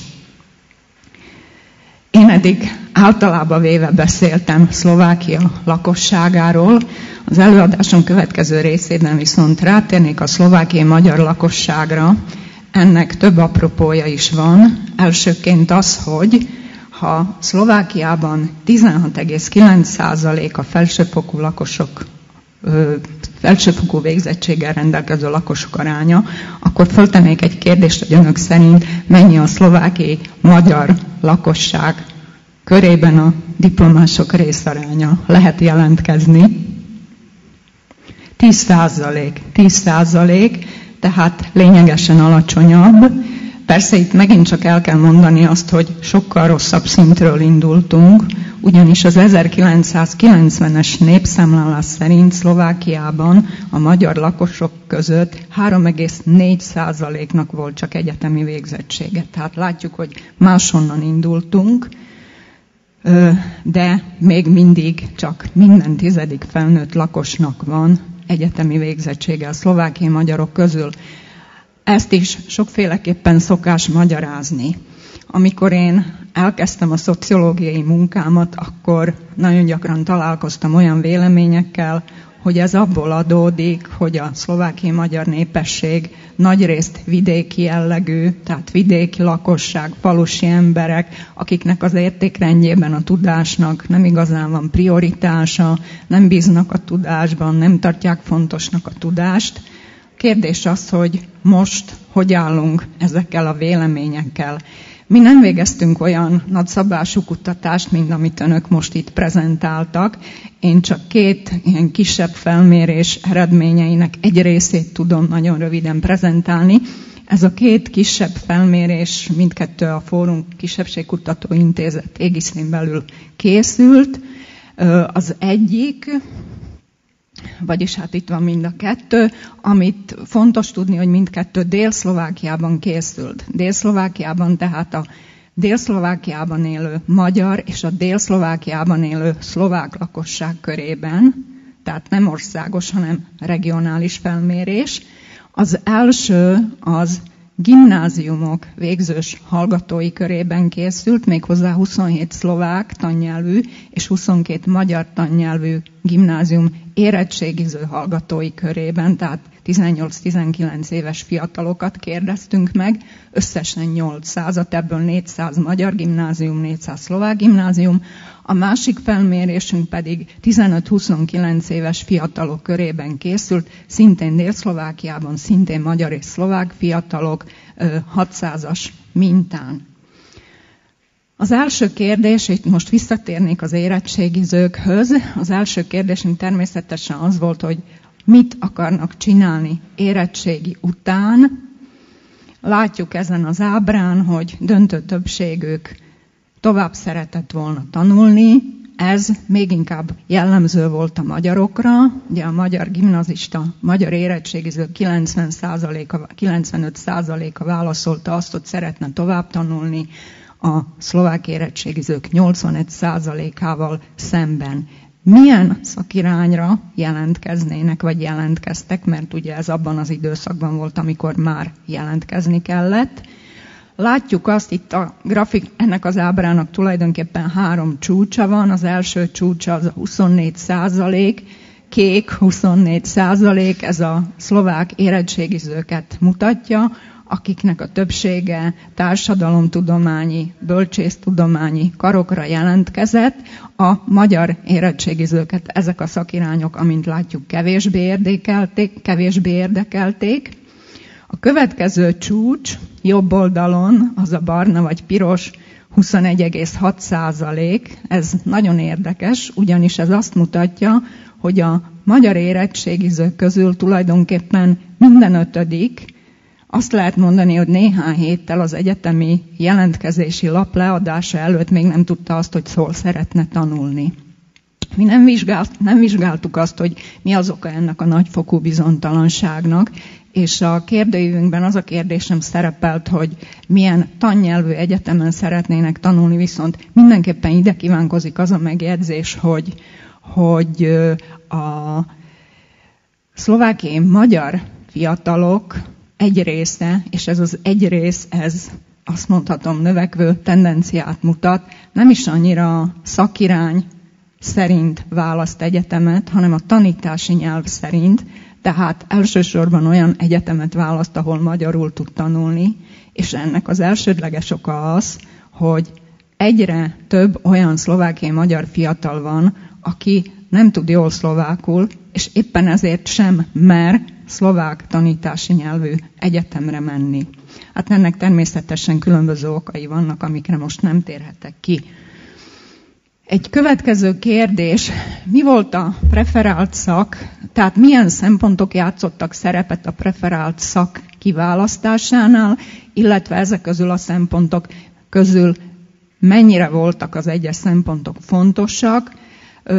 Ebből a grafikonból nem fogom részletesen ismertetni, azt látjuk, most nézzük csak a bal oldalt, a szérett és mérettet, tehát ezek az érettségizők, azt látjuk, hogy elsődleges szempontjuk az volt, hogy olyan szakra jelentkezzenek, ami érdekli őket. Ez a magyarokra még jellemzőbb volt, mint a szlovákokra. A következő szempont az, hogy jó elhelyezkedést biztosítson ez a szak. Szlovákok számára ez fontosabb szempont, mint a magyarok számára.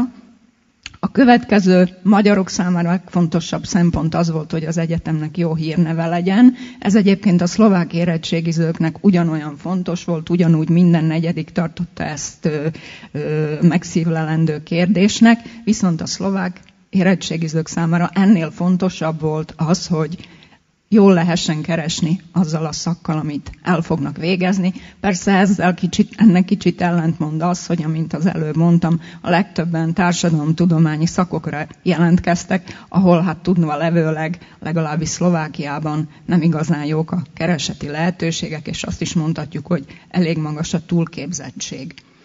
Az ábra jobb oldalán, ahol látjuk azt, hogy szöfiatalok, szöfiatal, möfiatal, tehát ez a másik felmérésnek a felmérésből származó válaszokat jeleníti meg. Itt azt látjuk, hogy azok a fiatalok, akik között voltak olyanok, akik még csak tanulni készültek, de voltak köztük olyanok is, akik épp tanultak, épp egyetemre jártak, de olyanok is, akik már elvégezték az egyetemet. Tehát ennek a csoportnak nem csak elképzelései voltak az egyetemi életről és egyáltalán az egyetemről magáról, hanem voltak bizonyos tapasztalatai is.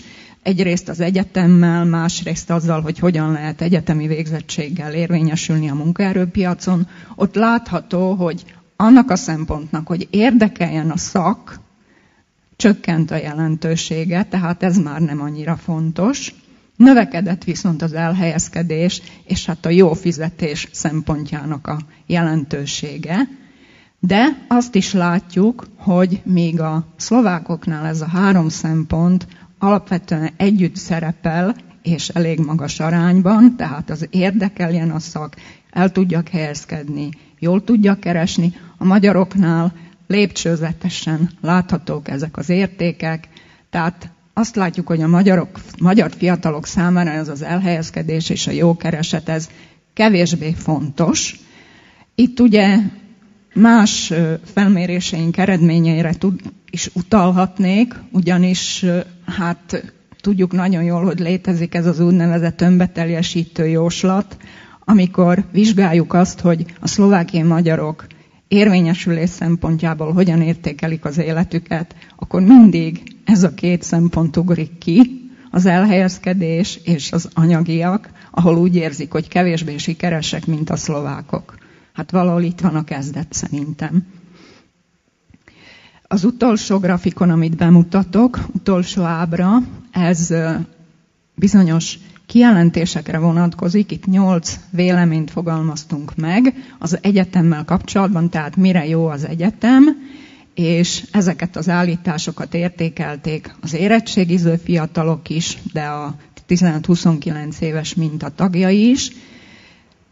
Ezt sem fogom részletesen ismertetni, a lényege az, hogy tulajdonképpen úgy a szlovák, mint a magyar fiatalok legkevésbé azzal értettek egyet, hogy az egyetem nem igazán jó semmire, és azzal, hogy az egyetem igazából csak arra való, hogy ott bulizunk, és hát élvezzük a fiatalságunkat.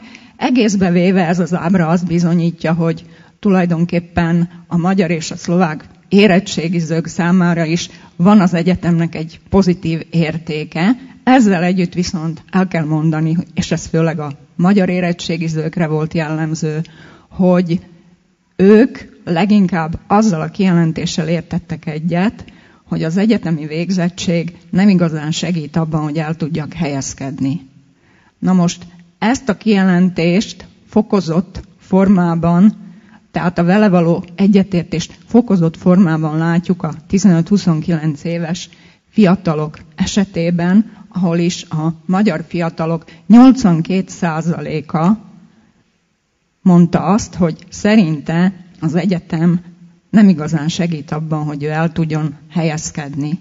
Tehát, hogyha össze akarnám foglalni a szlovák és a magyar fiatalok egyetem percepcióját, akkor azt mondhatom, hogy a szlovák fiatalok, és erre egyébként több ábra is van, amit most nem fogok bemutatni, a szlovák fiatalok könnyedebben veszik az egyetemet, ők egyetértenek, nagyobb mértékben látják azt, hogy az egyetem azért arra is való, hogy ott az ember élvezze a fiatalságát, bulizon is egy kicsit, De persze szükséges a tudás, amit az egyetem nyújt, mert ezzel előbbre haladhat a társadalmi ranglétrán, ha elvégzi az egyetemet, hozzásegíti őt ahhoz, hogy jobb munkája legyen. Viszont a magyar fiataloknál azt látjuk, hogy komolyabban veszik az egyetemet, tehát számukra ez egyfajta érték, amit nem mindig bíznak saját magukban, hogy el tudnak érni, és emellett gyakorlati szempontból az egyetemnek igazából nem tulajdonítanak olyan nagy fontosságot. Én egész végezetül egy történetet mondanék el, ami lehet, hogy kicsit kiélezett, de azt gondolom, hogy kifejezi a dolog lényegét. Amikor én férjhez mentem, akkor férjem falusi származású, és gyakran jártunk búcsukra és egyéb ilyen falusi összejövetelekre, és akkor megkérdezték tőlem a rokonok, hogy Zsuzsika, és te dolgozol? És hát akkor mondtam, hogy hát persze, ott dolgozom. És te mit csinálsz? És akkor elmondtam, hogy mit csinálok, és akkor megkérdezték tőlem, hogy és az jó valamire? Hát elmondtam, hogy igen. 25 évvel később elmegyünk ilyen falusi happeningekre, akkor megkérdezik tőlem a rokonok gyerekei, Zsuzsi néni, és maga mit csinál? És akkor elmondom, mit csinálok, és a következő kérdés az, hogy és hogyha én egyetemre fogok menni, akkor jobban el fogok tudni helyezkedni? Tehát azt hiszem, hogy valamiféle elmozdulás történt, valamiféle pozitív elmozdulás, de azért attól, hogy az egyetemnek értéke legyen a szlovákiai magyar közösségben, azt hiszem, hogy még egy kicsit távol vagyunk. Köszönöm a figyelmüket.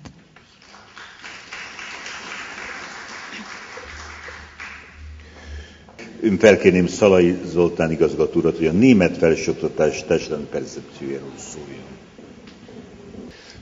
No, szeretettel köszöntök én is mindenkit, nagyon köszönöm Fábri Györgynek a meghívást, és az a kérés érkezett hozzám, hogy a német felsőoktatásról meséljek egy kicsit, a német felsőoktatás önképéről, illetve társadalmi hátteréről fog szólni az előadásom. Először beszélek a német felsőoktatásról röviden számokban, hogy egyáltalán lássuk, hogy milyen méretekről, milyen mértékről beszélünk. Szeretnénk beszélni, mert úgy gondolom, hogy ez nagyon fontos, és itt nagyon komoly változások figyelhetőek meg a német felsőoktatásban a hallgatók szociális hátteréről. Majd előadásom zárásaként a 15 legfontosabb trendet, tendenciát szeretném bemutatni, amely jelenleg érvényesül a német felsőoktatásban. Röviden tehát akkor a számokról.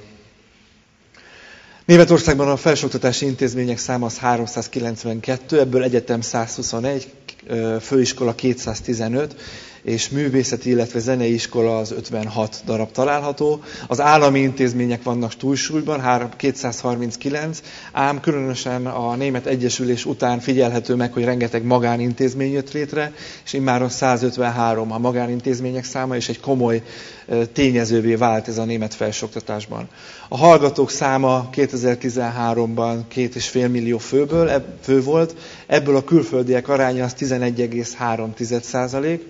Az első évesek száma az nagyjából 492 000 fő, ez a korosztály százalékában 54,7%-ot jelentett tavaly októberben. A végzettek száma körülbelül 100 000 fővel kevesebb, 392 721 fő, és ebből a külföldiek száma alacsonyabb, 9,8%.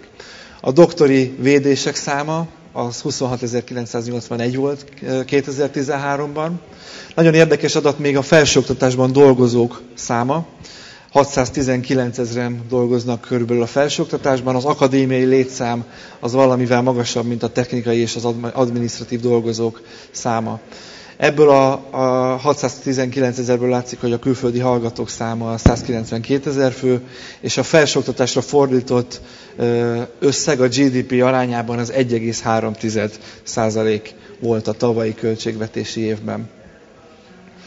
Most pedig szeretnék bemutatni a hallgatók szociális és gazdasági hátterét, tehát hogy milyen hallgatók vannak, milyen szociális és milyen pénzügyi gazdasági háttérből érkeznek. Nagyon fontosnak tartom bemutatni először a hallgatók tudományterületenkénti eloszlását. Itt nagyon érdekes tendenciákat és számokat láthatunk, és itt nagyon fontos fölhívnám a figyelmet erre az idősávra, tehát hogy 1991, nagyjából a német újraegyesítés és 2012 között látható, hogy a szürke a műszaki tudományokat jelenti a szürke sáv, és látszik, hogy itt van egyfajta csökkenés a 2000-es években, majd pedig a mostani időszakra egy újra megerősödés, tehát az a tendencia, ami mondjuk Magyarországon is érvényesül, hogy a műszaki tudományok erősödnek, ez egyértelműen kirajzolódik.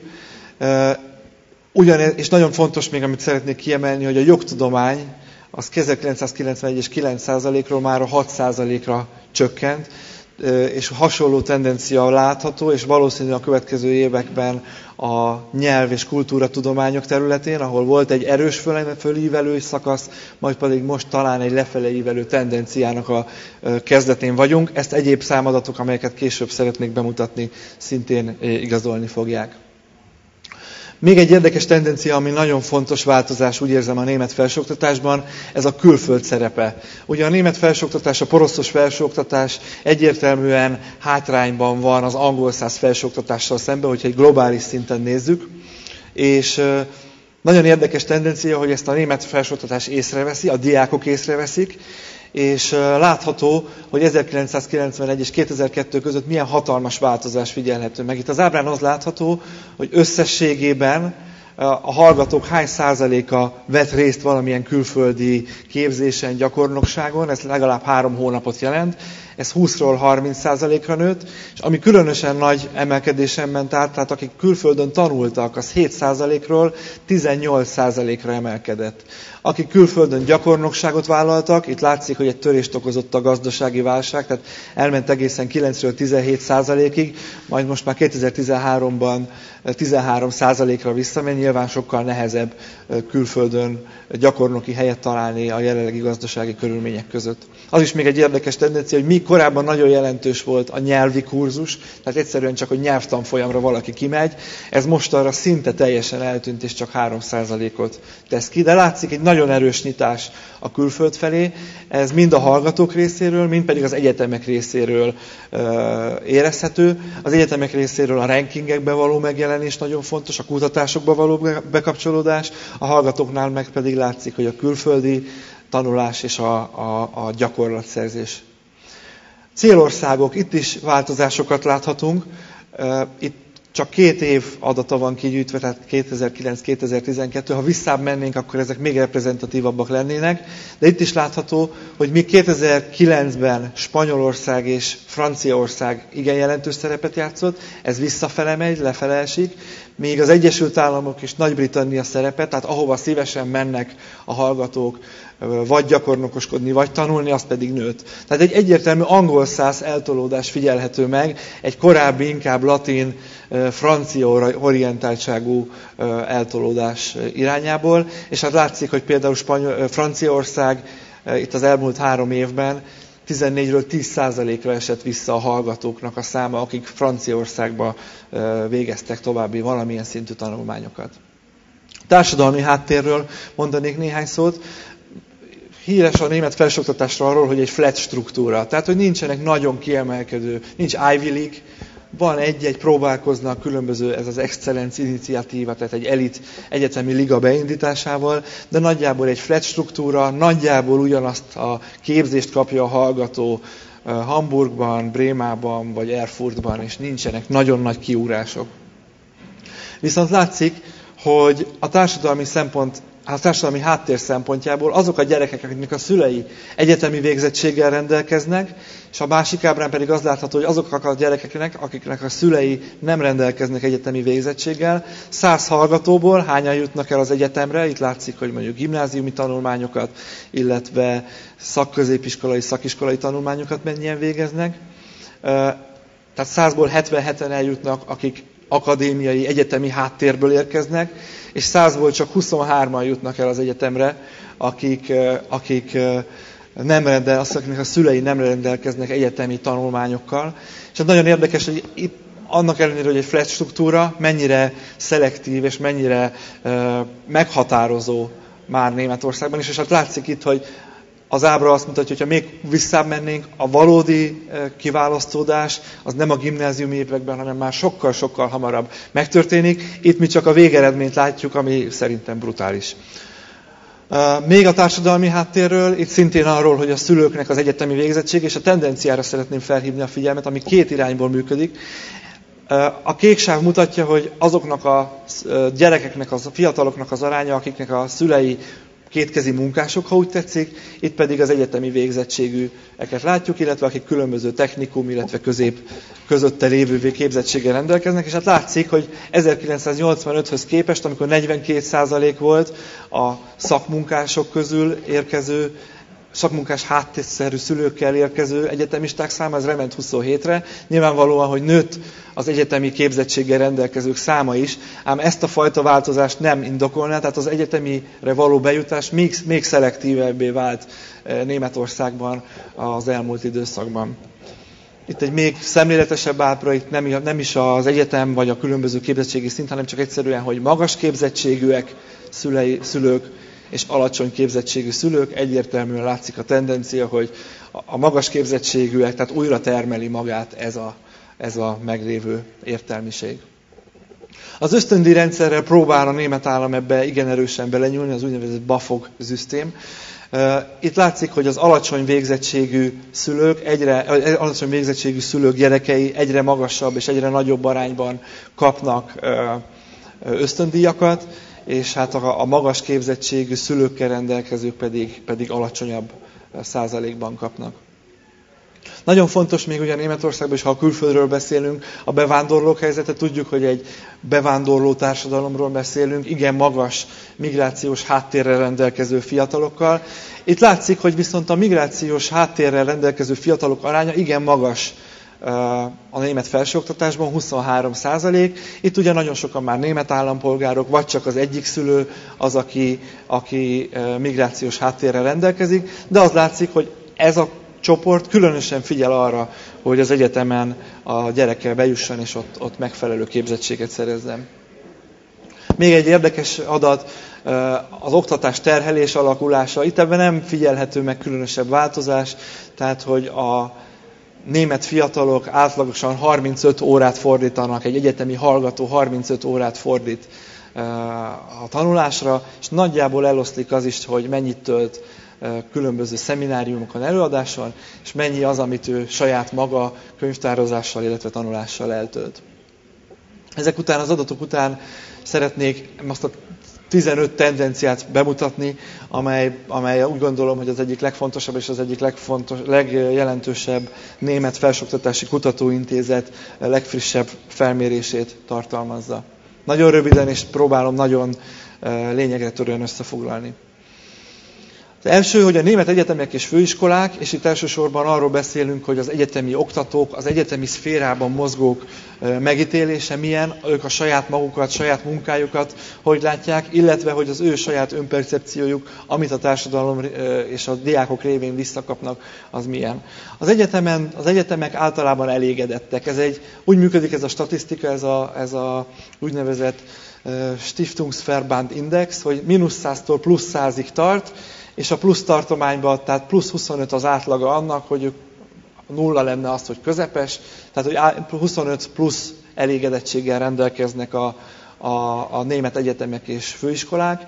És ez 17 kategóriában méri a helyzetét, anyagi, igazgatási, pénzügyi, oktatási, mindenféle szempontok szerint.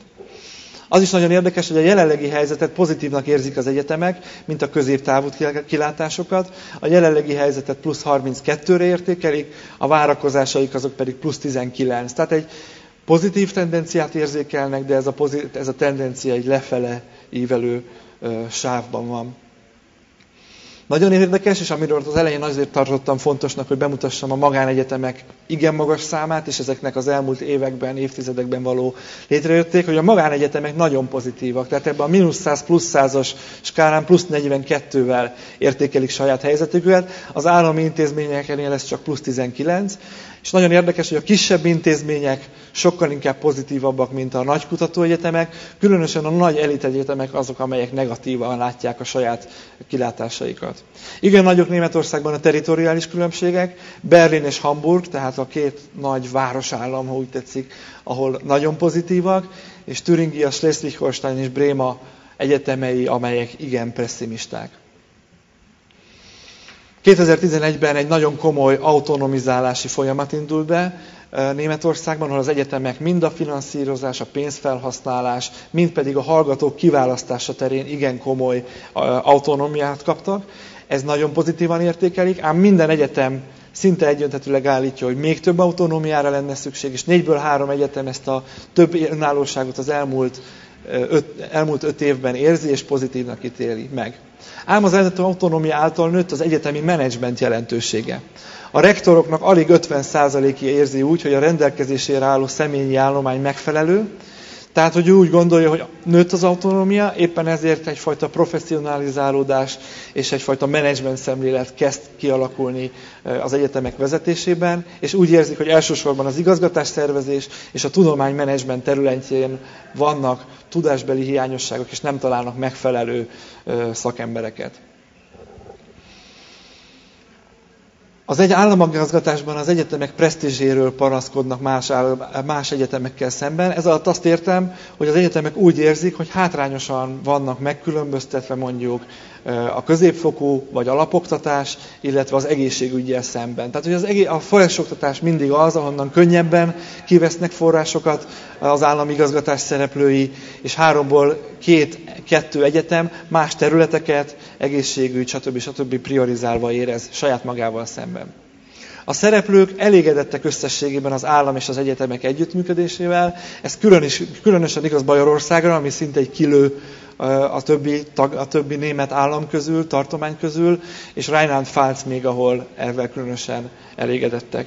A helyi gazdasági és politikai szereplőkkel különösen jó a viszony, tehát jobb, mint az állammal, és itt a műszaki egyetemek, amelyek nagyon pozitívak és elviszik a statisztikát egy nagyon pozitív irányba, nyilván, hogy a helyi gazdasággal és a helyi meglévő elsősorban kis- és középvállalkozásokkal és német nagyvállalatokkal való pozitív viszony, ami érdekes, és a főiskolák panaszkodnak ebből a szempontból. 10. ilyen tendencia, különösen magasra értékelik a német felsőoktatásban résztvevők, dolgozók a saját versenyképességüket. Nemzetközi szinten a saját versenyképességükkel 80%-uk elégedett, a kutatás területén ez már alacsonyabb, 50%, de úgy gondolom, ez a 80%-os elégedettség a nemzetközi szinten a saját versenyképességgel, ez nem adja vissza azt, hogyha mondjuk megnézzük, hogy a nemzetközi rankingekben hogy szerepelnek a német egyetemek.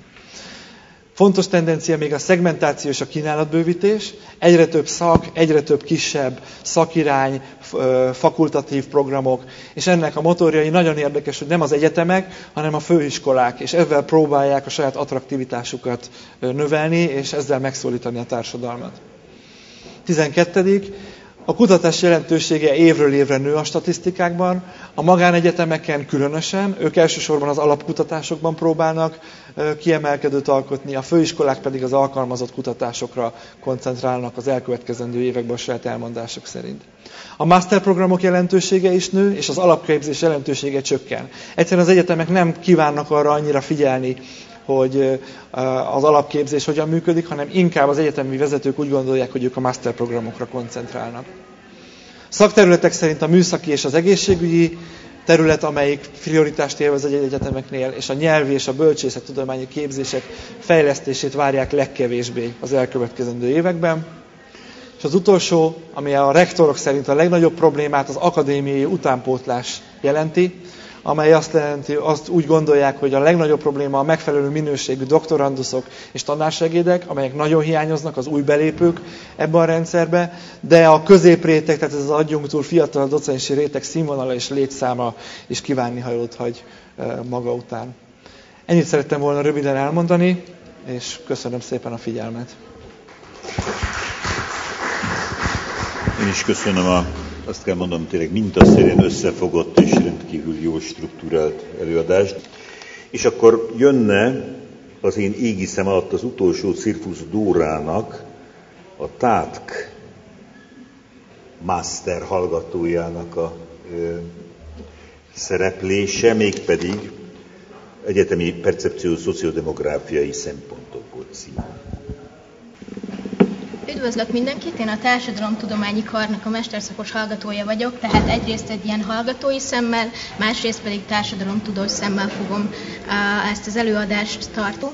Én két adatbázis használtam, tehát most visszatérünk az empirikus kutatáshoz. Egyrészt a már említett lakossági adatbázisból dolgoztam, másrészt pedig az Ifjúság 2012 kutatásnak az adatait dolgoztam fel.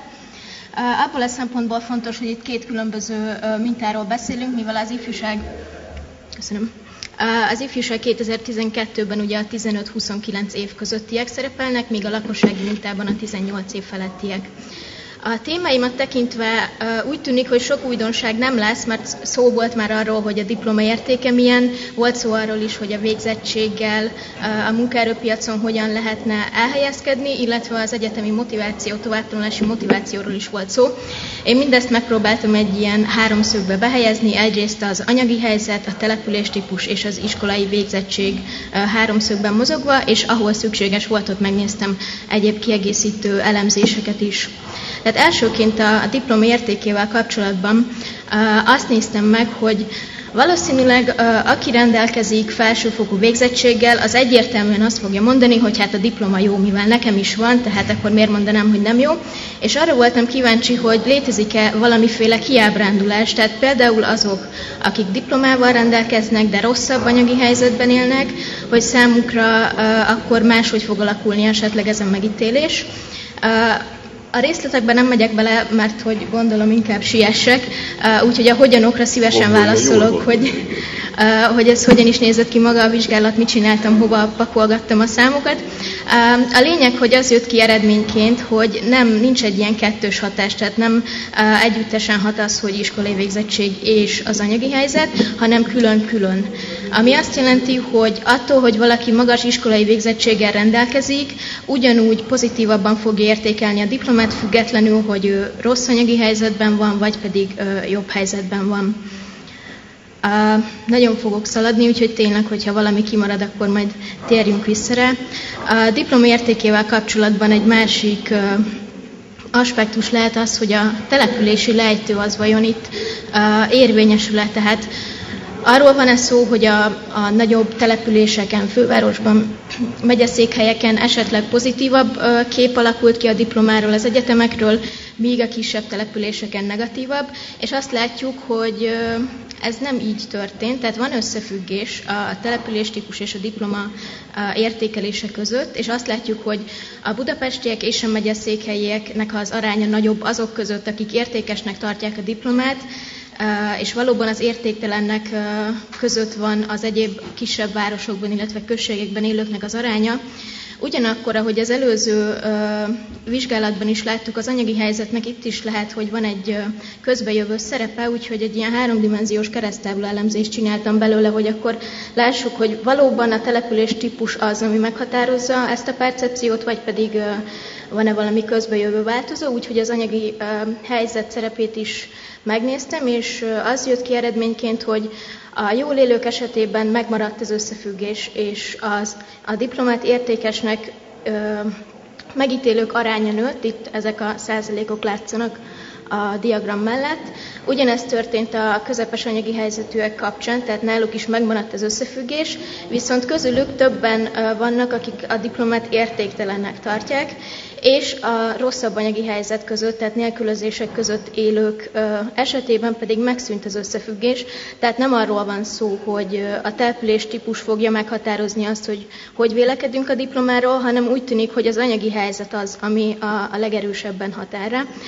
Ugye fontos megjegyezni, hogy itt az anyagi helyzetet egy szubjektív anyagi helyzet változóval vizsgáltam, tehát ennek fényében, ennek tükrében kell értelmezni az eredményeket.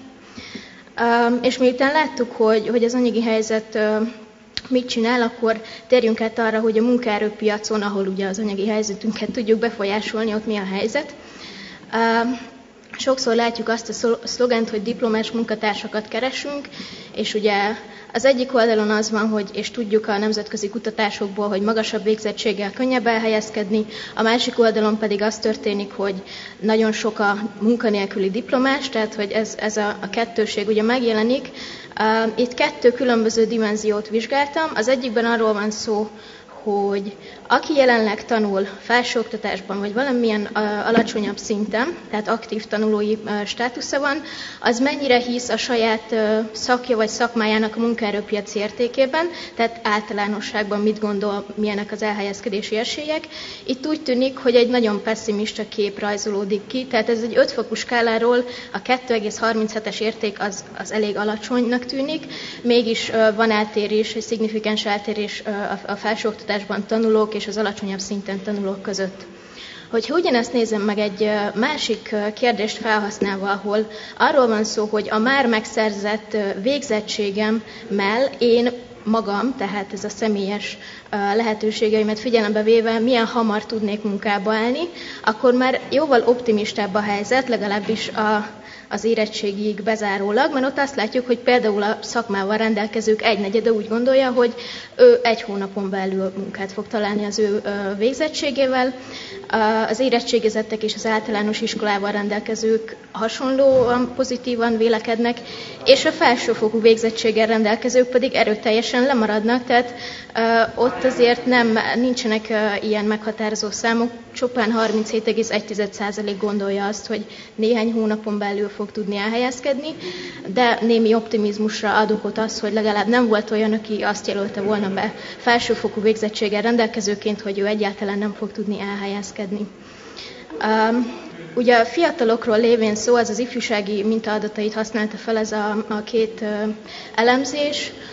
Azt is érdemes figyelembe venni, hogy azért a fiatalok esetében a szülők azok nagyon meghatározó példát töltenek be, úgyhogy megnéztem azt, hogy a szülők iskolai végzettségének a hatása az hogyan érvényesül, tehát nincs egy olyan elképzelés, hogy ha a szüleim dolgoztak, akkor az majd nekem is menni fog, függetlenül attól, hogy nekem milyen végzettségem van.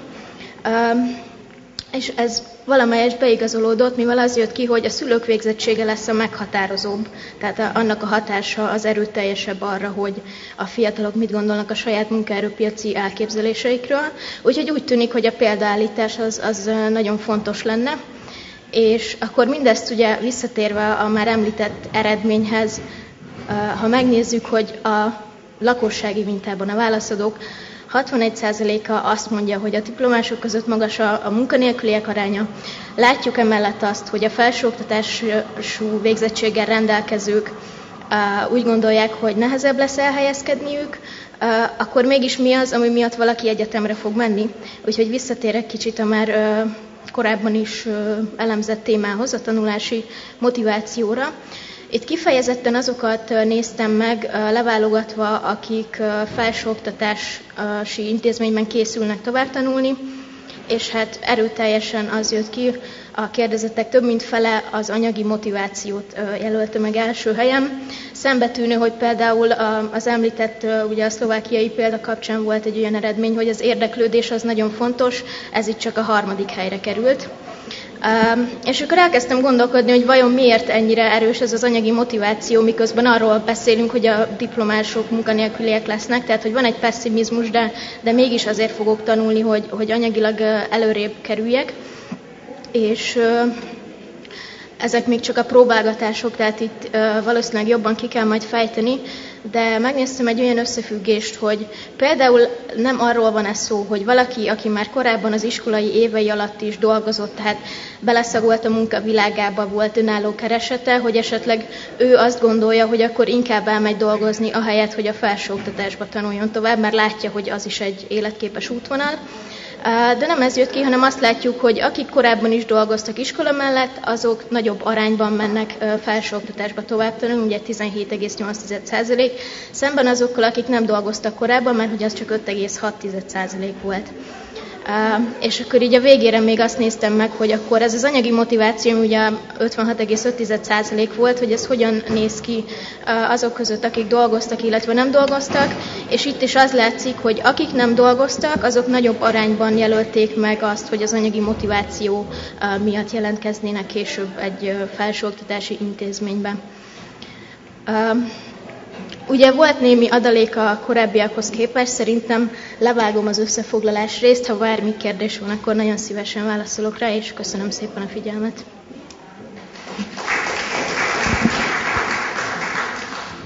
De én úgy gondolom, hogy abban talán egyetértünk maradéktalanul az 1000 kérdés mellett. Ez egy nagyon érdekes, nagyon sokrétű, nagyon tartalmas és folytatandó rendezvény volt. Köszönöm szépen részt.